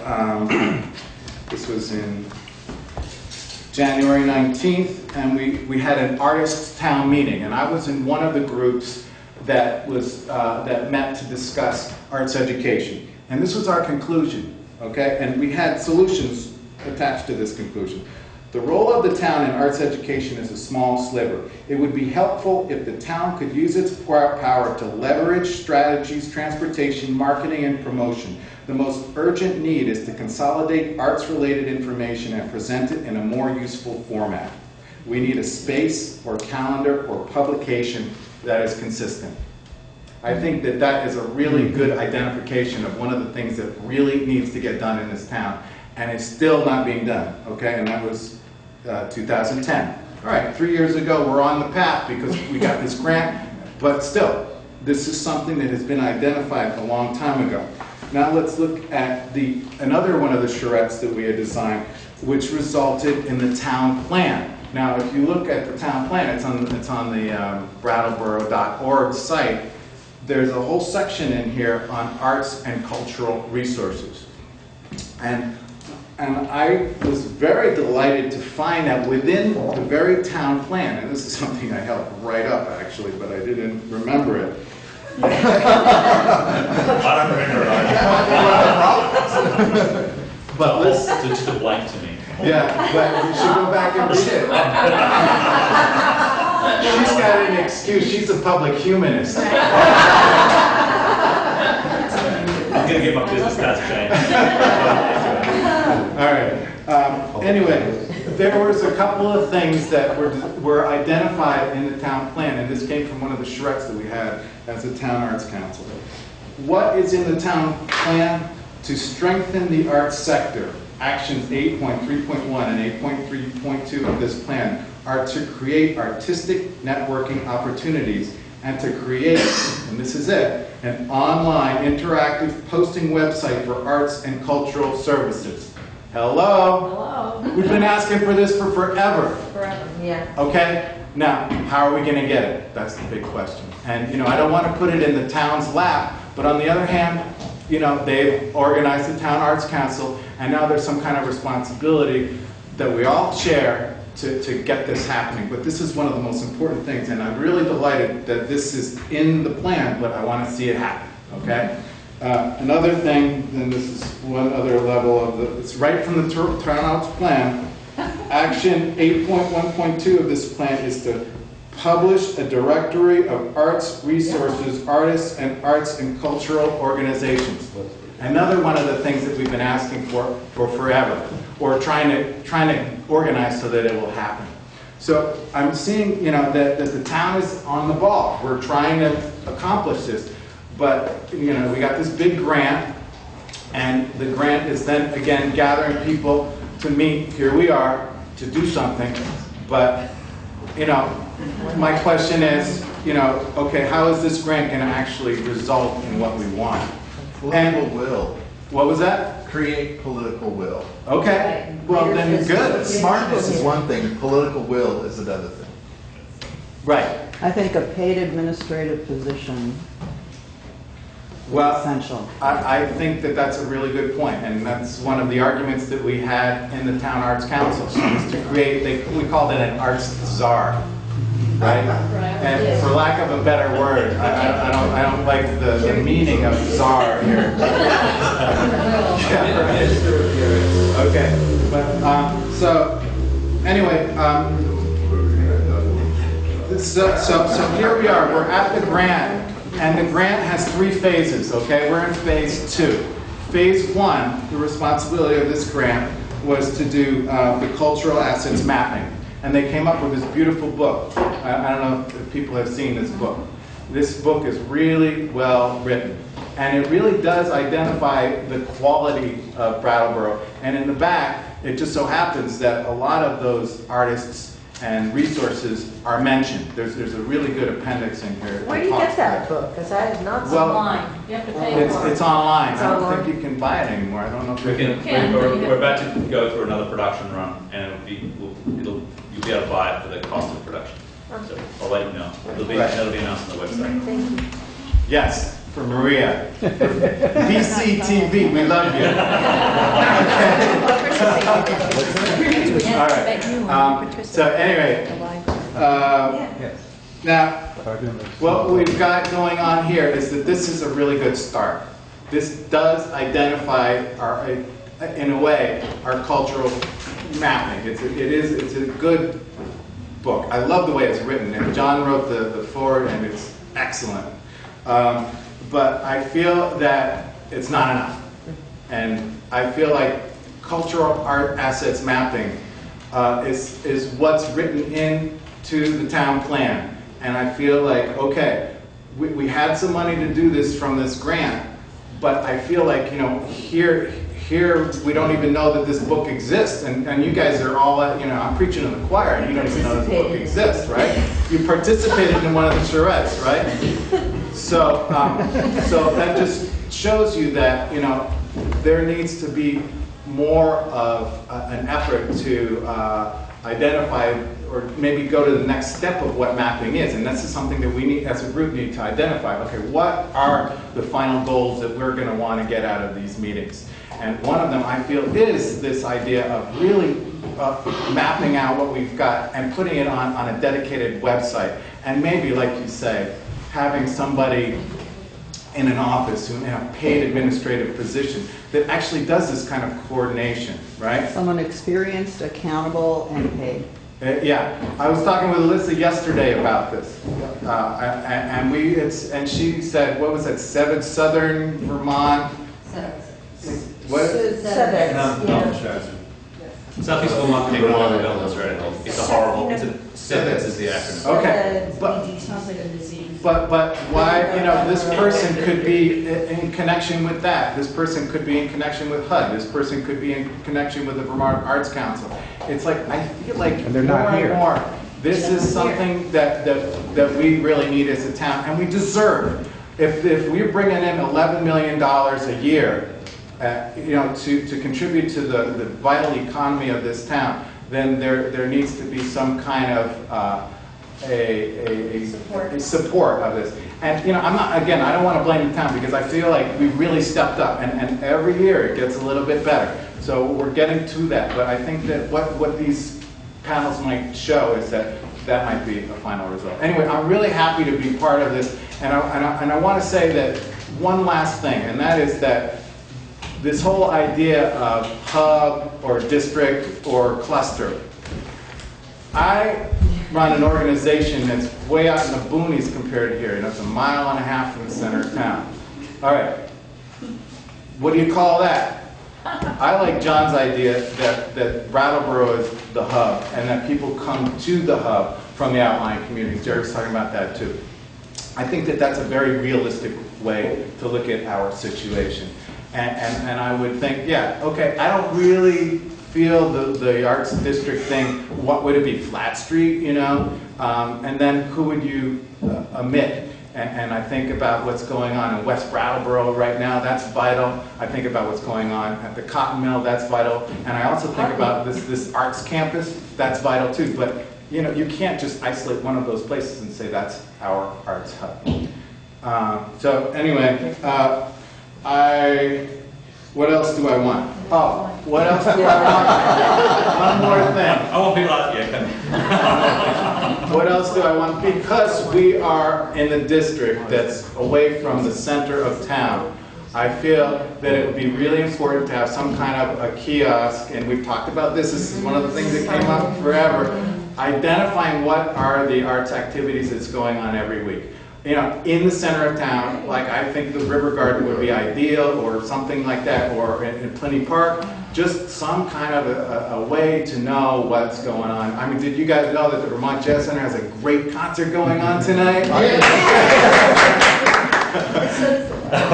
thank you very much for the opportunity, and So this is the moment where we bring the panels together, and in our organizing of this, or at least in our imaginations, what we were hoping for was that we would have this open-ended section. We're running a little behind time, and I want to just alert people out of courtesy that it's about 11:45 now. We had proposed that it'll wind up around about 12:30, but there's no hard and fast time. If people want to go on a little bit longer, that's okay. But what we're thinking about with this segment is that we would facilitate some interaction actually between panelists. So these are people who made a huge effort to get here, and leaders in their field. And what we wanted to do is encourage them to have a dialogue amongst themselves, with us as witness, because we think this is a great opportunity for us to actually observe and participate in their contemplations and thoughts about what we're trying to do here and their work. And then also, the three of us, that's Don and Kate and I, have been thinking quite a bit about the work of our three panelists and have some questions for them as well. And then we also want to open it up to the floor, as it were. So, Kate, why don't I start with you and get you to sort of kick off a question to Anne, and then if I could just ask you, you feel perfectly free to start jabbering at each other, and then we'll be very happy just to be in the audience. That would be great. So, Great. Okay, so Anne, Kelly Lindquist at Art Space in Minneapolis says, it can be a challenge to clarify how our work, so creative placemaking, differs in substance from other livability and or healthy community initiatives. Can you help us clarify that difference? Sure. So the first thing I think we have to dissect in that question is our work.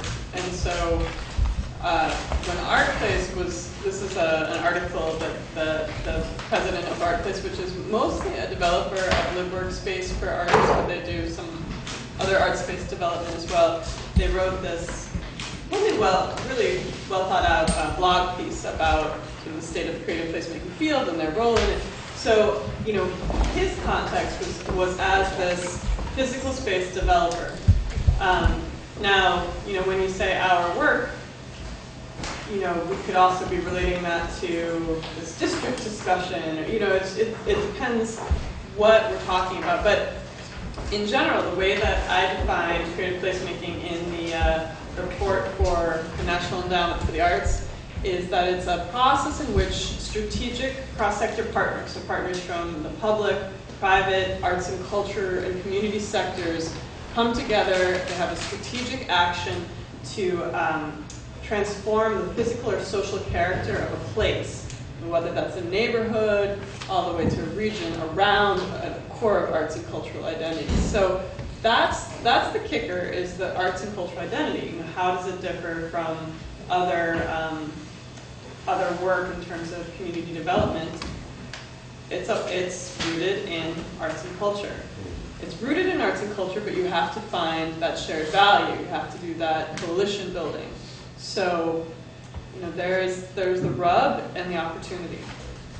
did any others want to follow up on that with Anne, or just a response to that a little bit? I just wanted to piggyback on that a little bit. So in Providence's cultural development, I mean, the arts and culture being at the table in cross-sector conversations is really where our success has been. So we do not have a lot of resources of our own. So we really work in partnership to leverage the resources that are available to really meet the shared community goals, be they for livability, which is the HUD work that we did, that targeted cultural planning, that was really about livability. And we brought creative placemaking into the conversation because we could see from our other experiences in Providence about how that would help get to that other goal of livability. So they're not necessarily separate, they're more like complementary, I think. But I really think that cross-sector partnerships are really critical, not only to raising the profile of arts and culture in the community, bringing it to bear, but really bringing creative solutions to the table, right? That's what artists do best. Yes? So when you talk about cross-cultural conversations and being involved in different tracks, would that have included, for instance, the development of a Main Street traffic pattern? Yes. So, oh, no kidding. Yes. Don't answer.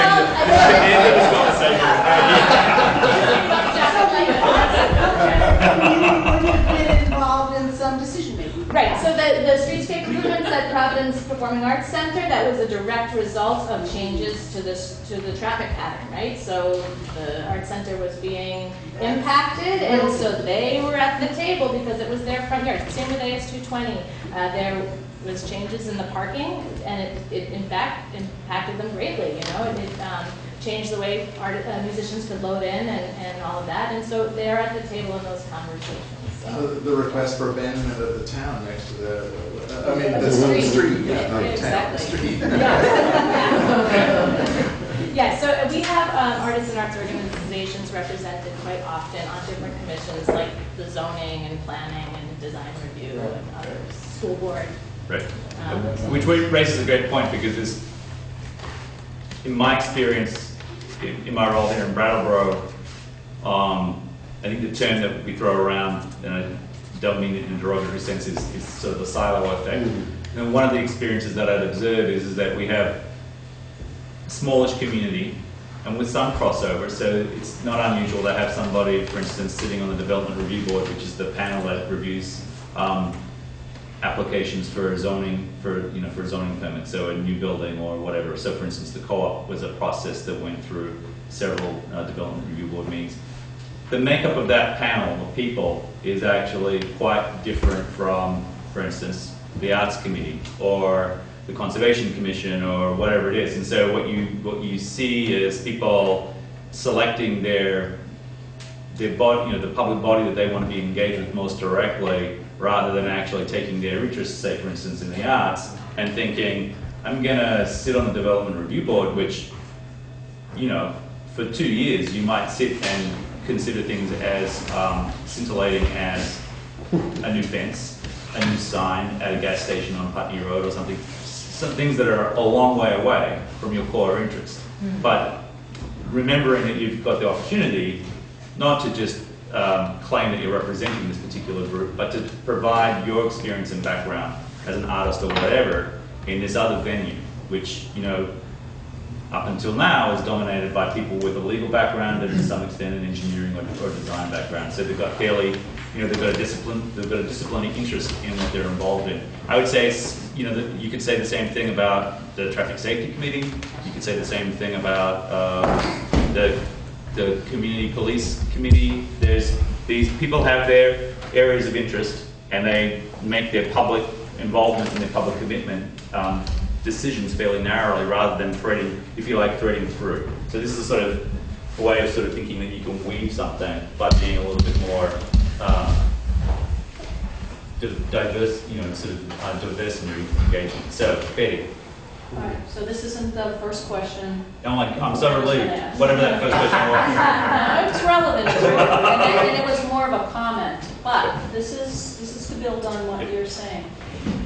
So what I did find with the hub, Brattleboro, for the region, is that it made a decision within the last 10 years that it would have all these subcommittees, these town committee meetings, much more than it used to have.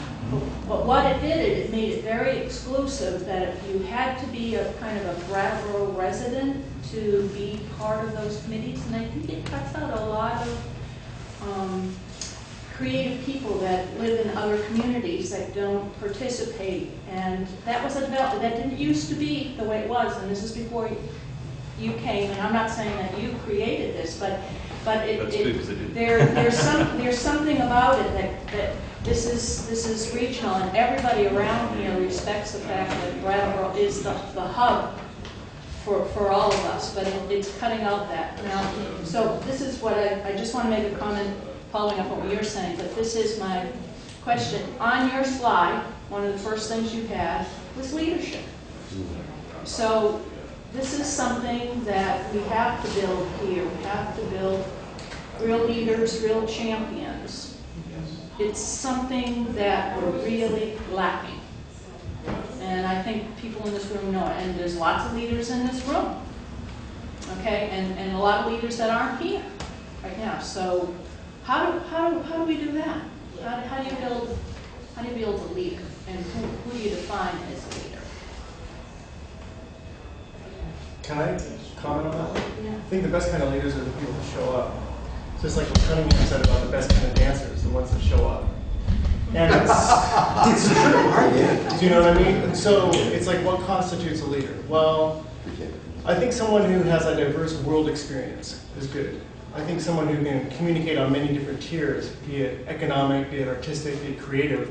One thing I find in this whole discussion that we're talking about the arts, but really what we're talking about, which binds entities together is, you know, the courage to create. Lawyers create. Economics, you know, people who work in economy create. Everything found around creativity. It's not just art. Right.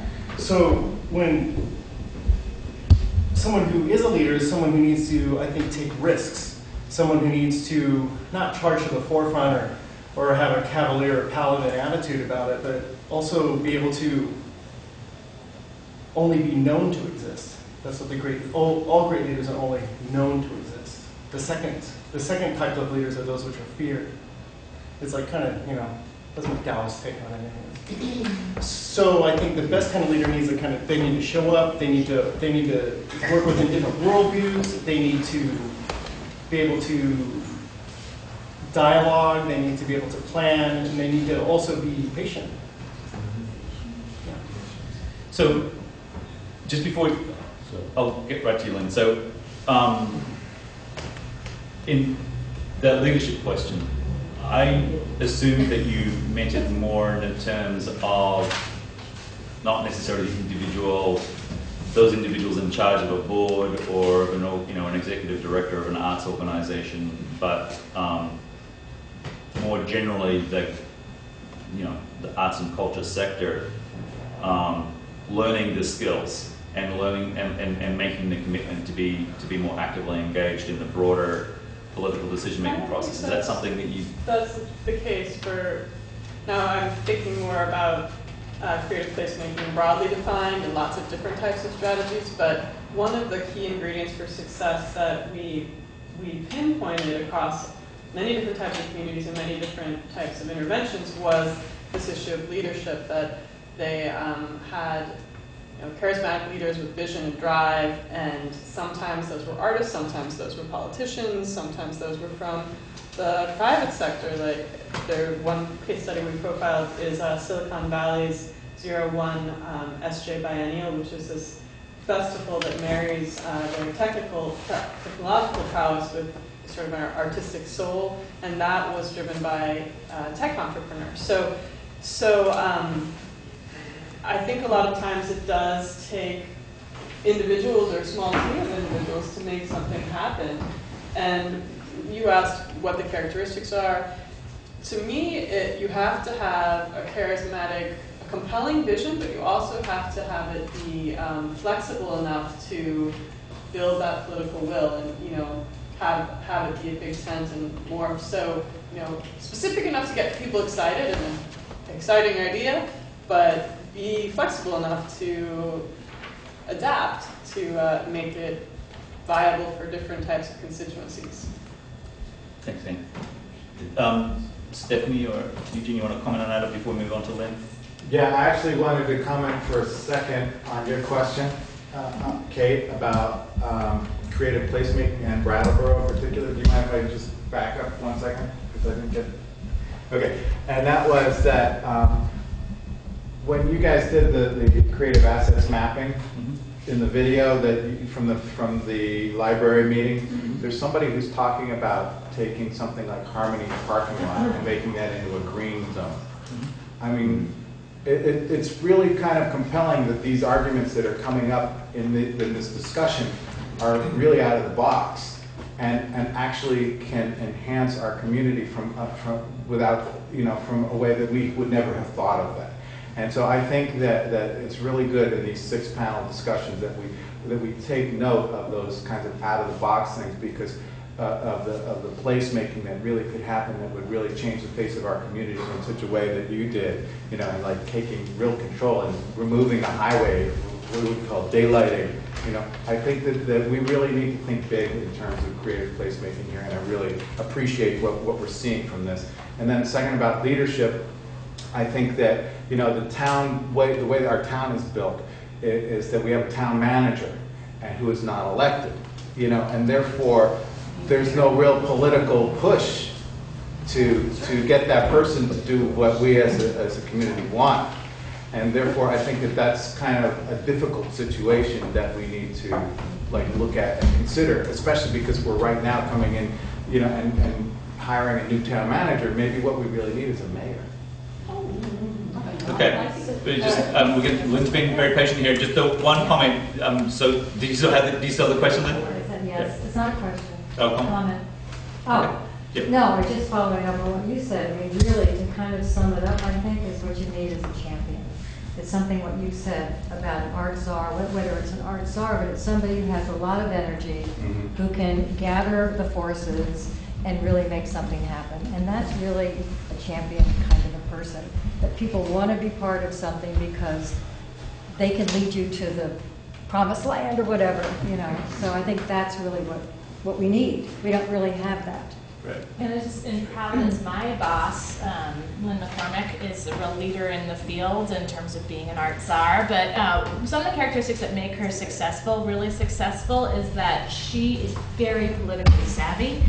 So she really understands what people in leadership positions, all different kinds, need to be able to say, yes, I want to help you. So if that's giving the politician the numbers or making sure the media has a very tight story, she is wonderful at crafting and using that. But she's also, so she knows how to think about the top-down, you know, thinking, but she also knows really how to galvanize the community and open the doors wide. So that everyone feels like they have a role in shaping the direction in which we're headed. And so it's something I know that Anne has looked at in Providence and has sort of flagged is not only our political leadership, I just want to, you're not supposed to, you know, talk about your boss that way, but she really is extraordinary. She's a great model for how to do this work. I've learned an awful lot from her. So. Okay, so quickly to Zahn and then to Jacob. So Zahn. I just would like to comment that in Brattleboro, right at this particular moment, we have an unusual opportunity in that there are so many leadership positions that are vacuumed right now. And there's a real opportunity, not for us to move into those spaces, it's probably not liable to happen, but there's a real opportunity for us to work closely and to sort of help them understand what the shape of this community is as it is right now. With this new town plan that has a huge arts and culture chapter compared to the 3 paragraphs it had prior. So I would think that anybody that comes to this town and just looks at what's here would understand something about arts and culture's involvement here, but we can also help all of those people and hope that one of those leaders that we don't get to elect is, one or more of them is savvy about how this can all work together and might become an ally of this whole process. And you have a challenge though, because you have to toe a line between promoting the assets that arts and culture brings while simultaneously communicating the risks and vulnerabilities and, you know, ways in which you need support. So, you know, very often artists in particular are used to being supplicants, you know, hands out, please give me money. And so you have to try to think about changing the power dynamics so that, you know, you take your place at the table. And I have assets. What are they? You know, I deserve your respect. I'm a critical member of this community. But, you know, you can also support us in these ways, and we can do more. So I think it's a crucial point. And I think that if I could just comment on the experience that all the panelists have brought here in one form or another, is the degree of political sophistication, and it takes a long time to grow and to develop. And that last point from Anne, I couldn't underscore that enough in terms of my experience. So there's a lot of lessons to be learned, I think, and we need to remember also in some ways that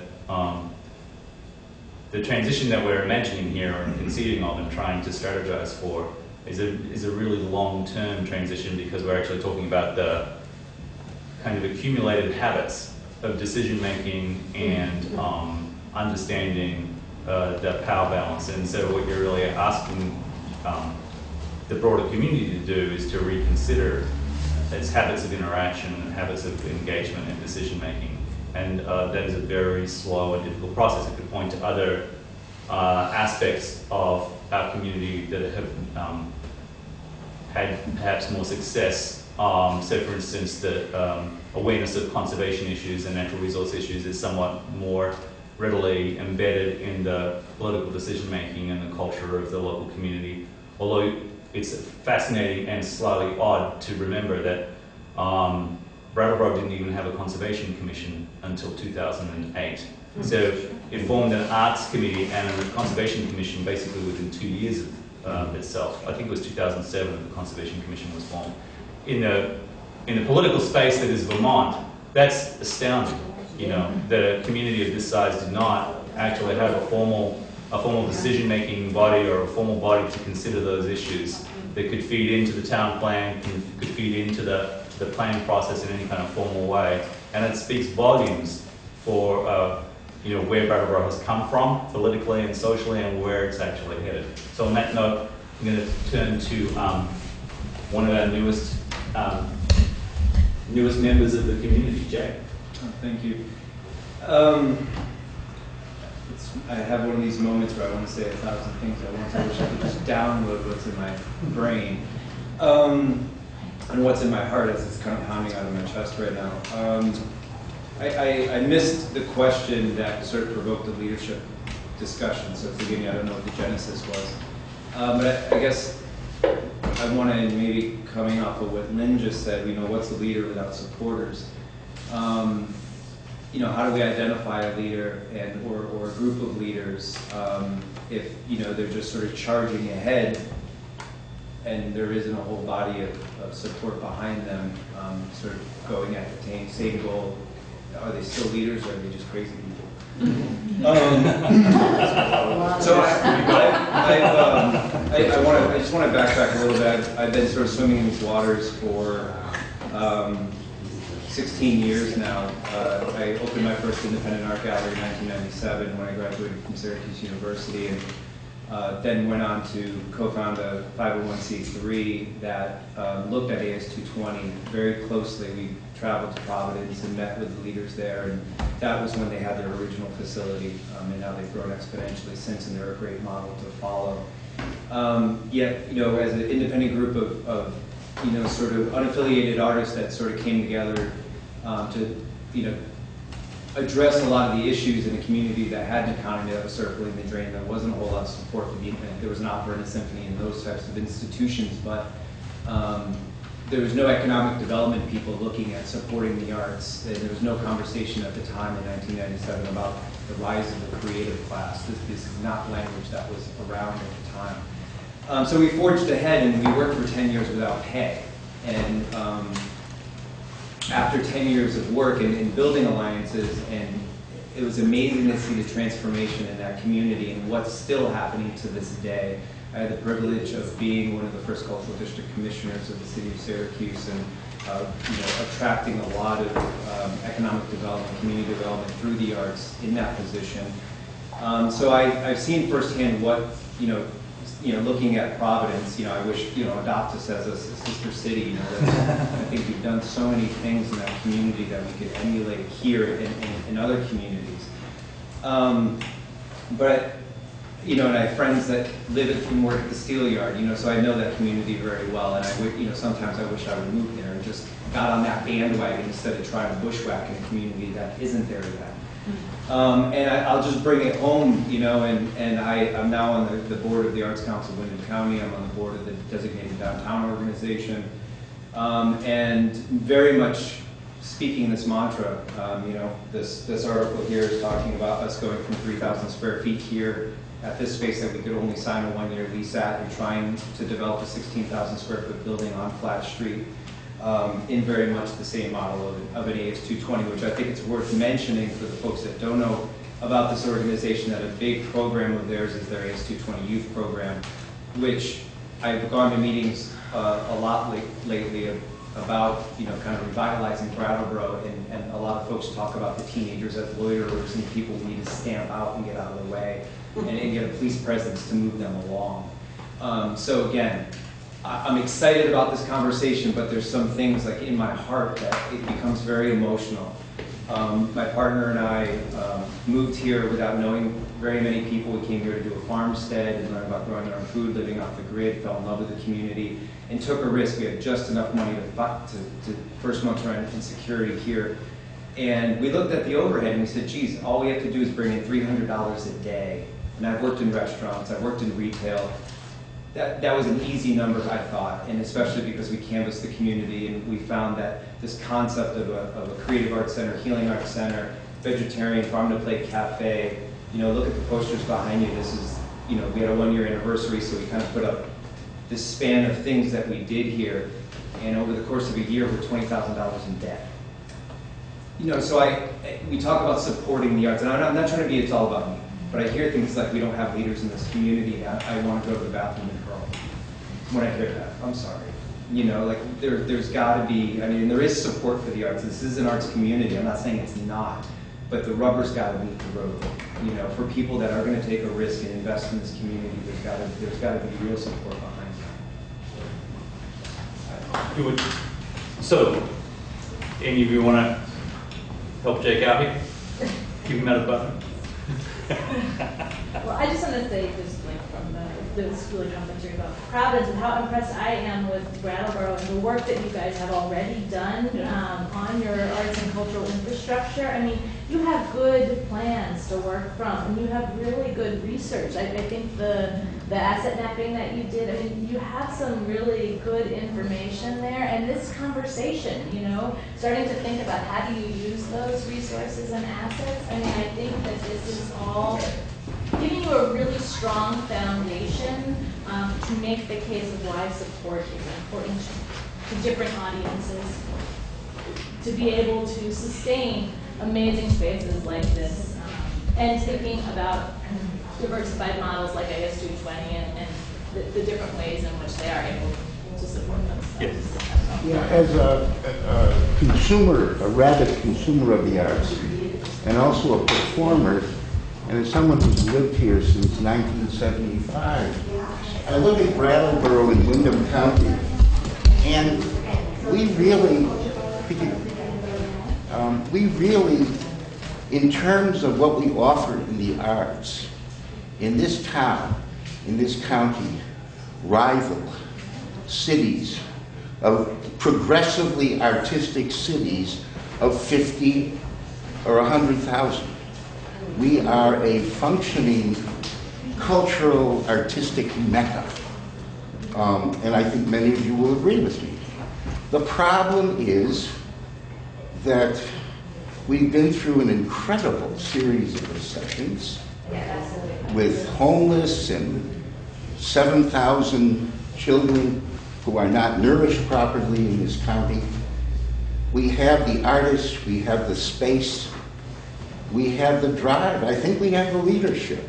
It's a question of, as Zahn says, mobilizing political will and mobilizing the support that such a town, with its outlying creative towns like Putney, Guilford, Wilmington, all of them, why aren't we attracting a modicum of support that would put more artists to work, more art administrators to work, that would subsidize the talent and productive capacity and wonderful organizations that have been functioning for decades in a way that we could realize the potential, not what we might do, but what we are already doing.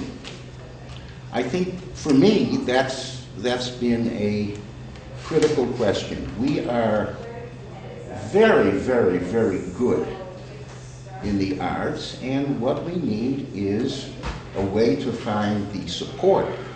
We deserve the support that we're not getting. I guess you're with your question. Yeah, that's my question is for it. Great. I kind of, although I need to know exactly kind of what political will is, because that's a new term for me. And I also want to know what political will is in relationship to the understanding of the value of art when it comes to discussing having political will with an artistic forefront upon it. Political will, artistic forefront upon it? Yeah, that's right. How can political will be supported by, is it supported? Because it's like political will, for me, constitutes an aspect of influence.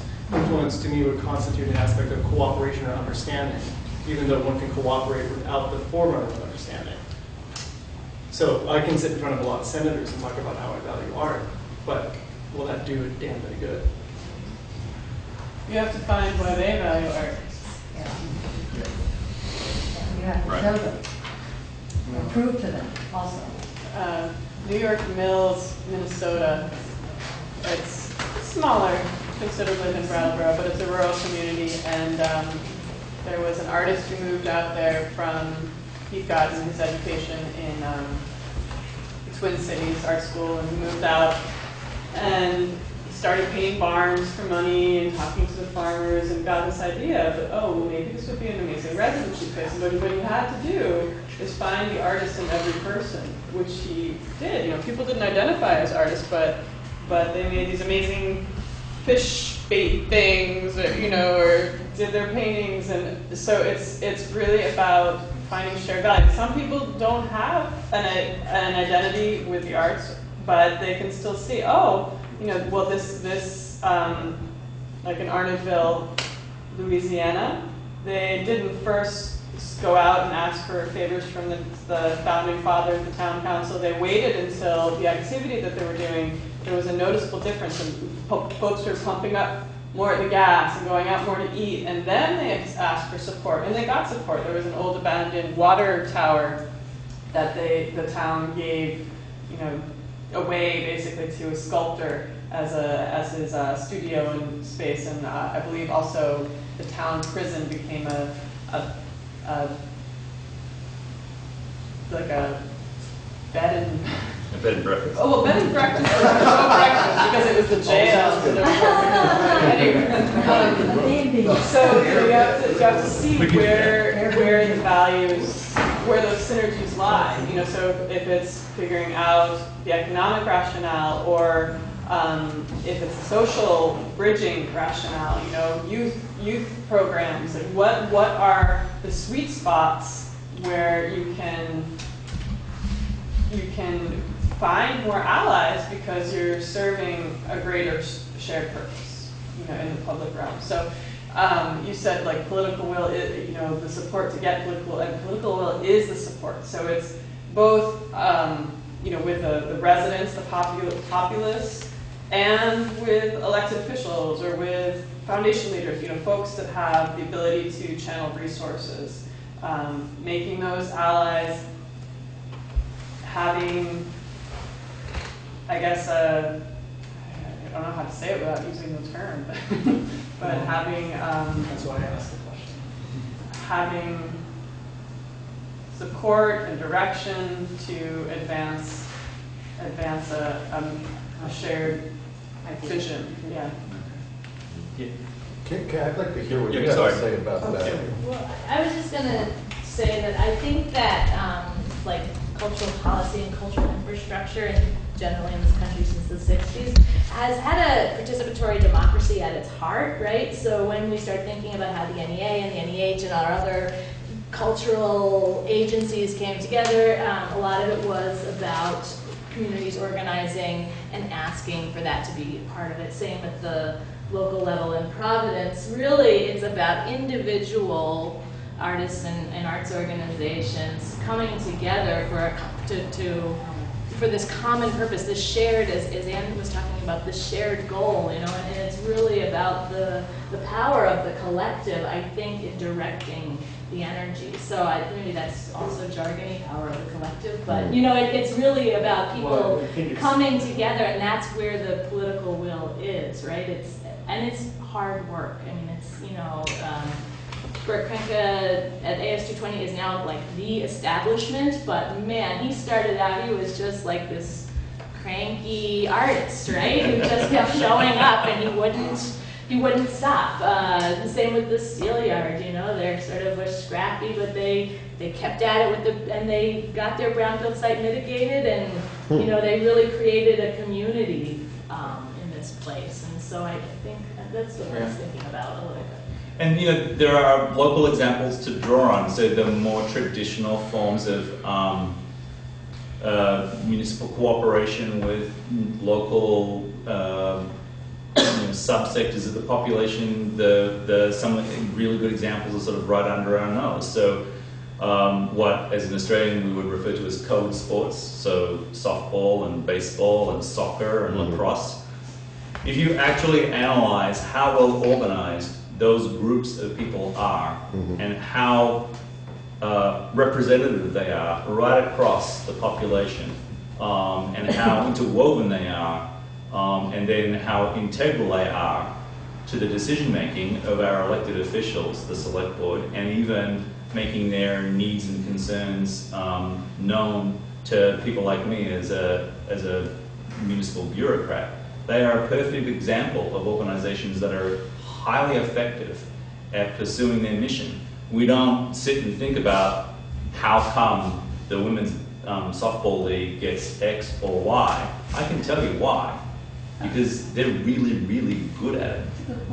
You know, they're passionate about what they do. They take their role very seriously, and the select board does not forget that they're there, right? And so it's that basic. So you know, acting against the women's softball league is a fairly treacherous thing to do as an individual select board member. It's not something that I would recommend or encourage, and mostly because at least half of them have really big bats. So, you know, and they're not afraid to use them. So, you know, I think that there's sort of these funny little lessons almost right under our nose. And so the demands, they're not demanding a sports czar, but there is a bureaucrat. There's the director of recreation and parks, right? So there is this municipal commitment. It's long-standing and very well established, and it's a very traditional, all-American town kind of approach to life.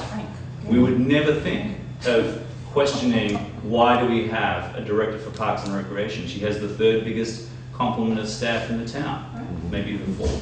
So the biggest is the Public Works Department, then it's the Fire Department, and then it's the Police Department, and then it's Parks and Rec or the Library, So right? I'm going to ask a question to you, Greg. Yes. So what value does softball have over dance? I don't regard it as having any more value over dance. And I think that there is an important community around dance here, and there's many venues for dance, and there's a lot of support for dance. It's not recognized and supported in the same way within town government. It's an open question as far as I'm concerned as to whether that's more appropriate or not. Why is the library supported? Why do we support the museum? The museum enjoys enormous support from the town. It pays $1 a year for that space. So the town does make very substantial, within its own budget, it makes very substantial commitments to arts and culture right now. Everyone's open to changing those commitments, but you have to sort of be willing to sort of work through, okay, how do we actually have this conversation and where do we need to take it? It's interesting that you use athletics as an example. Yeah. I will just say that there's some long-standing cultural trends that put arts at a sort of a disadvantage vis-a-vis sports.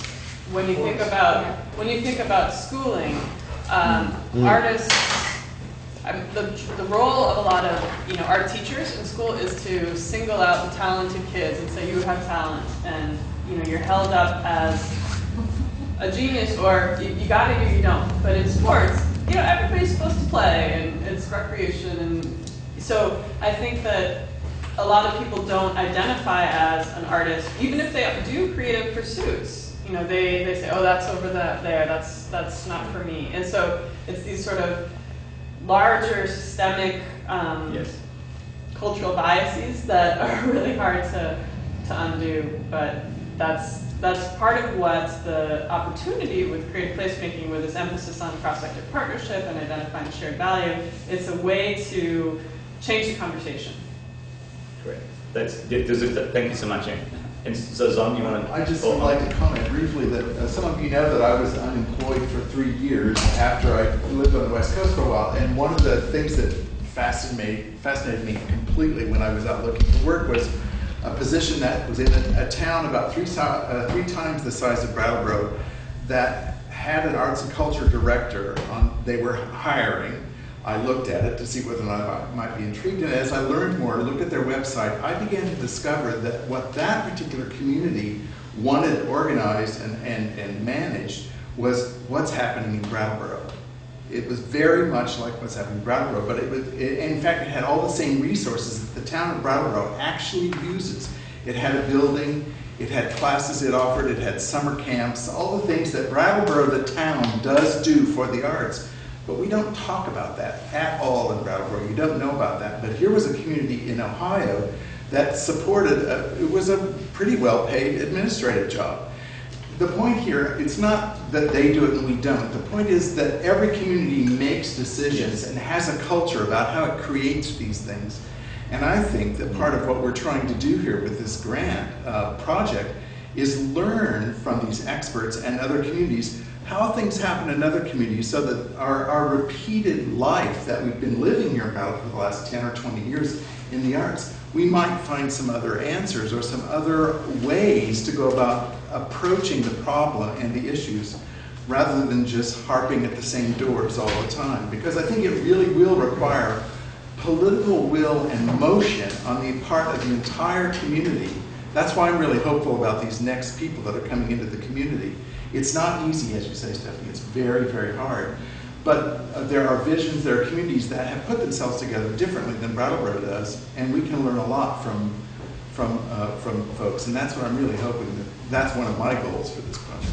And I just want to say from like a city government perspective, just to kind of reinforce what you're saying, where resources are, one thing that we do for like as an office is people come to us with ideas and we open the conversation with our colleagues in other departments. So you're asking what's the difference between dance and sports. Maybe this is not the audience, but maybe the audience for that is Parks and Rec, right? Like, are there ways in which you can bring resources to other departments that they haven't thought about before that will help them meet some of their goals, but will also help, you know, I don't know, your artists or an artist, you know, but there's a ways in which that everyone can come together if we just look at it slightly different, look at the resources slightly differently, because maybe it's not realistic to think about a standalone office in Brattleboro, but maybe it is reasonable to think about working with DPW on integrating public art into the infrastructure or something like that, which is really what we're doing in Providence more broadly. I think I'd like to share a little bit about the backstory for the impetus for writing the Creative Placemaking White Paper for the National Endowment for the Arts. So what happened was Rocco Landesman assumed the position of the chairmanship of the NEA, around 2009 in the Obama administration. And he was an unconventional choice. He was a very successful ex-Broadway producer. And he arrived at his budget, he arrived at his post appalled by the size of his budget. And he actually has gotten into hot water for going on the record publicly, saying it's pathetic. You're not supposed to say that. lobby the administration, you are the administration. But anyway, so what are Broadway producers good at doing? One of the things they're really good at doing is bootstrapping together resources, is following the money. And so he looked around and said, hey, these other federal agencies have a lot more money than the NEA. Instead of trying to butter up Congress and pleading, that's probably not going to get us that far. Maybe I should be having lunch with these guys. And so he goes and has his power meetings with the Department of Transportation and the Department of Housing, Urban Development, and the Department of Agriculture, and starts to find out what their agendas are. And right now it's crescendoing with this broader interest in placemaking. These things kind of go in vogue. Every 10 years there might be an interest in holistic placemaking, and that right now the federal government, past 5 years, that's been of interest. And so it's like, well, how can the arts do their part? How it starts pounding the table. The arts are strategically positioned to catalyze these unconventional partnerships, these unconventional relationships. That's what we do, and we can help you meet your missions. And that was a lot of the germinus for this Creative Placemaking White Paper, which underpins the Our Town grants that you guys benefited from. So thanks. That's great. That's a really. I couldn't. How can you take those lessons? Right. There's two opportunities right now, very quickly. One is the town arts committee has open places. People can apply to the select board to be on the town arts committee. And as well, the select board has asked for input for a committee to be formed of citizens to give input on the new town manager. So there are places to bring this voice, and they're useful places. I should have spoken half an hour ago. That's okay. I want to take a right brain break here for a minute. For everybody. Okay, a right brain break. When I woke up this morning, on my Facebook page, I had a photograph of Salvador Dali walking his anteater in Paris. Vintage photograph. I had a video of a mariachi band playing to a beluga whale that was in recovery at an aquarium. And the beluga whale was smiling and nodding its head as these guys in their sombreros were playing away. And to me, there's something of a very powerful metaphor there. Because does the art serve the effete and those who are self-aggrandizing, or is the art art there to nurture something that is then going to be recovered and go free?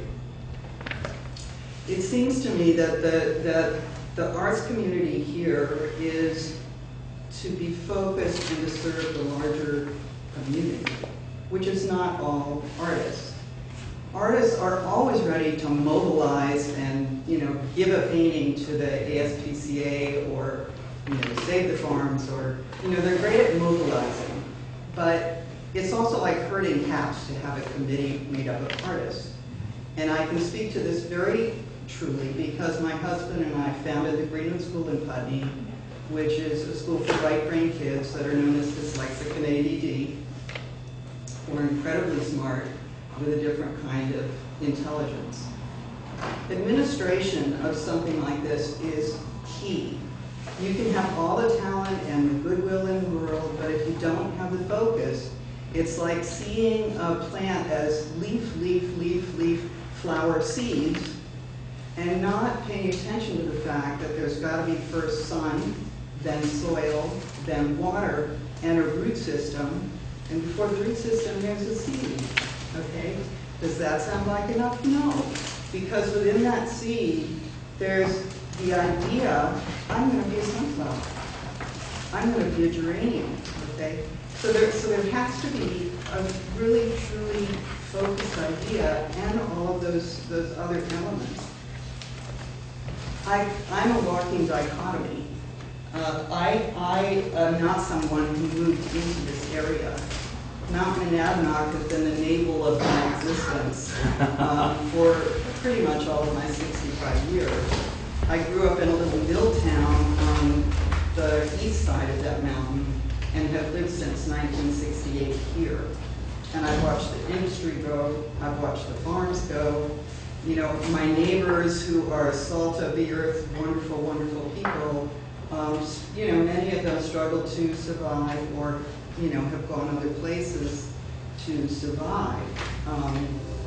So I grew up with, the reason I say a dichotomy is I went to a little Milltown public school, had chloridane blasting through my windows from the orchard that was around me, was walking the barn beams of the barn across the, street from me. And now I have a business that's been here. I had a business here in the 80s and early 90s, downtown business, in addition to our school in Putney, and a good one. And I now have a business called High Street Painters, which is on High Street, which is a studio that brings internationally renowned artists into Brattleboro. People come there to learn from those artists. They eat in the town, they stay in the hotels, they shop at the stores. This is the economy. This is sort of the model of what should be happening here. I'm also part of the arts community because I'm a painter.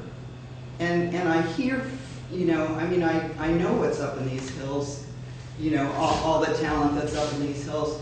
I also need that, I know that in order to survive, because I'm a farmer, and I milk goats on Monday nights for a neighbor, that you have to have cross-pollination. So no matter how much talent there is up in these hills, we need to draw into the area artists from other places, musicians, you know, from other places, as you do, you know, so amazingly.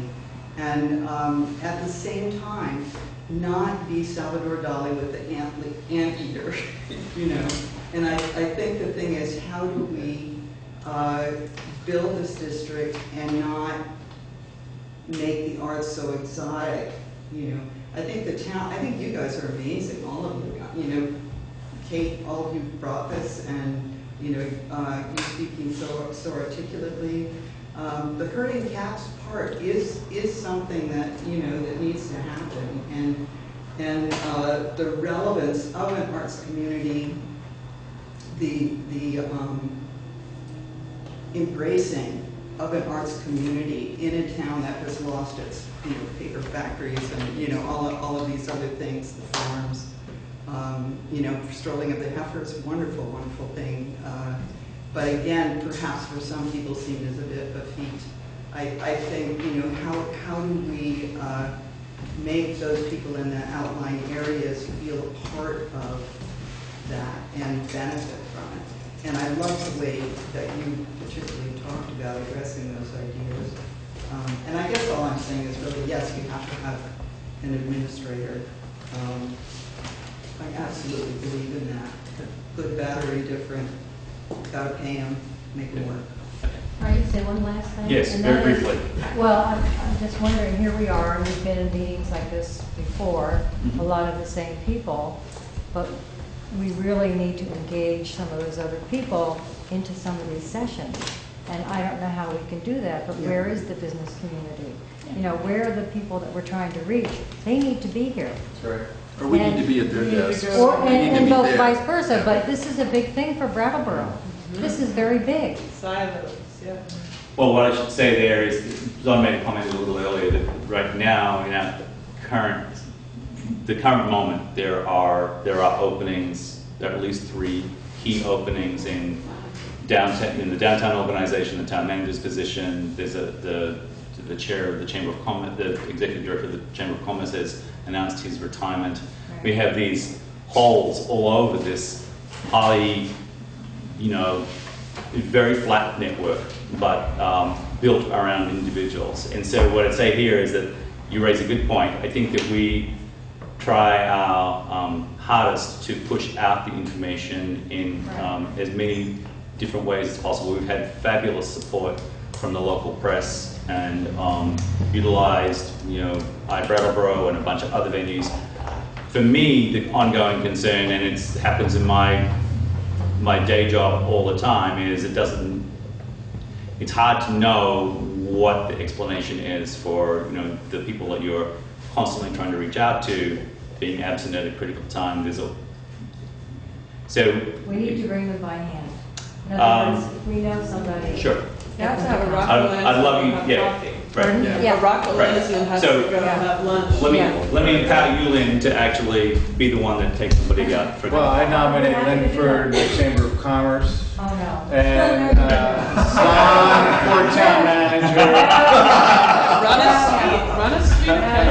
All right, okay. And Sorry, I do have one really quick thing on Yes. that. And that is that sometimes you can't get people to come into a room and listen to all this left-brained stuff. I'm sorry, it really is. You know, some of us have both loads of that brain. I'm one of the lucky ones, but you know, a lot of people just won't come. And the solution to that is to take it to them. And a little jazz group sitting at Walker Farm, or, you know, a plein air painting at a factory site or something like that, you know, is the way to do that and make them feel great, thank you. This is the moment for our panelists to make any kind of observation or comment or ask each other a question before we close this part of the session, say goodbye to the audience, and allow you guys to get ready to go home.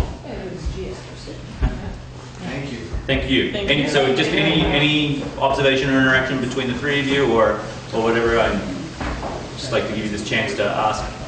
No? Okay. So on that note, thank you so much. Jake wanted to say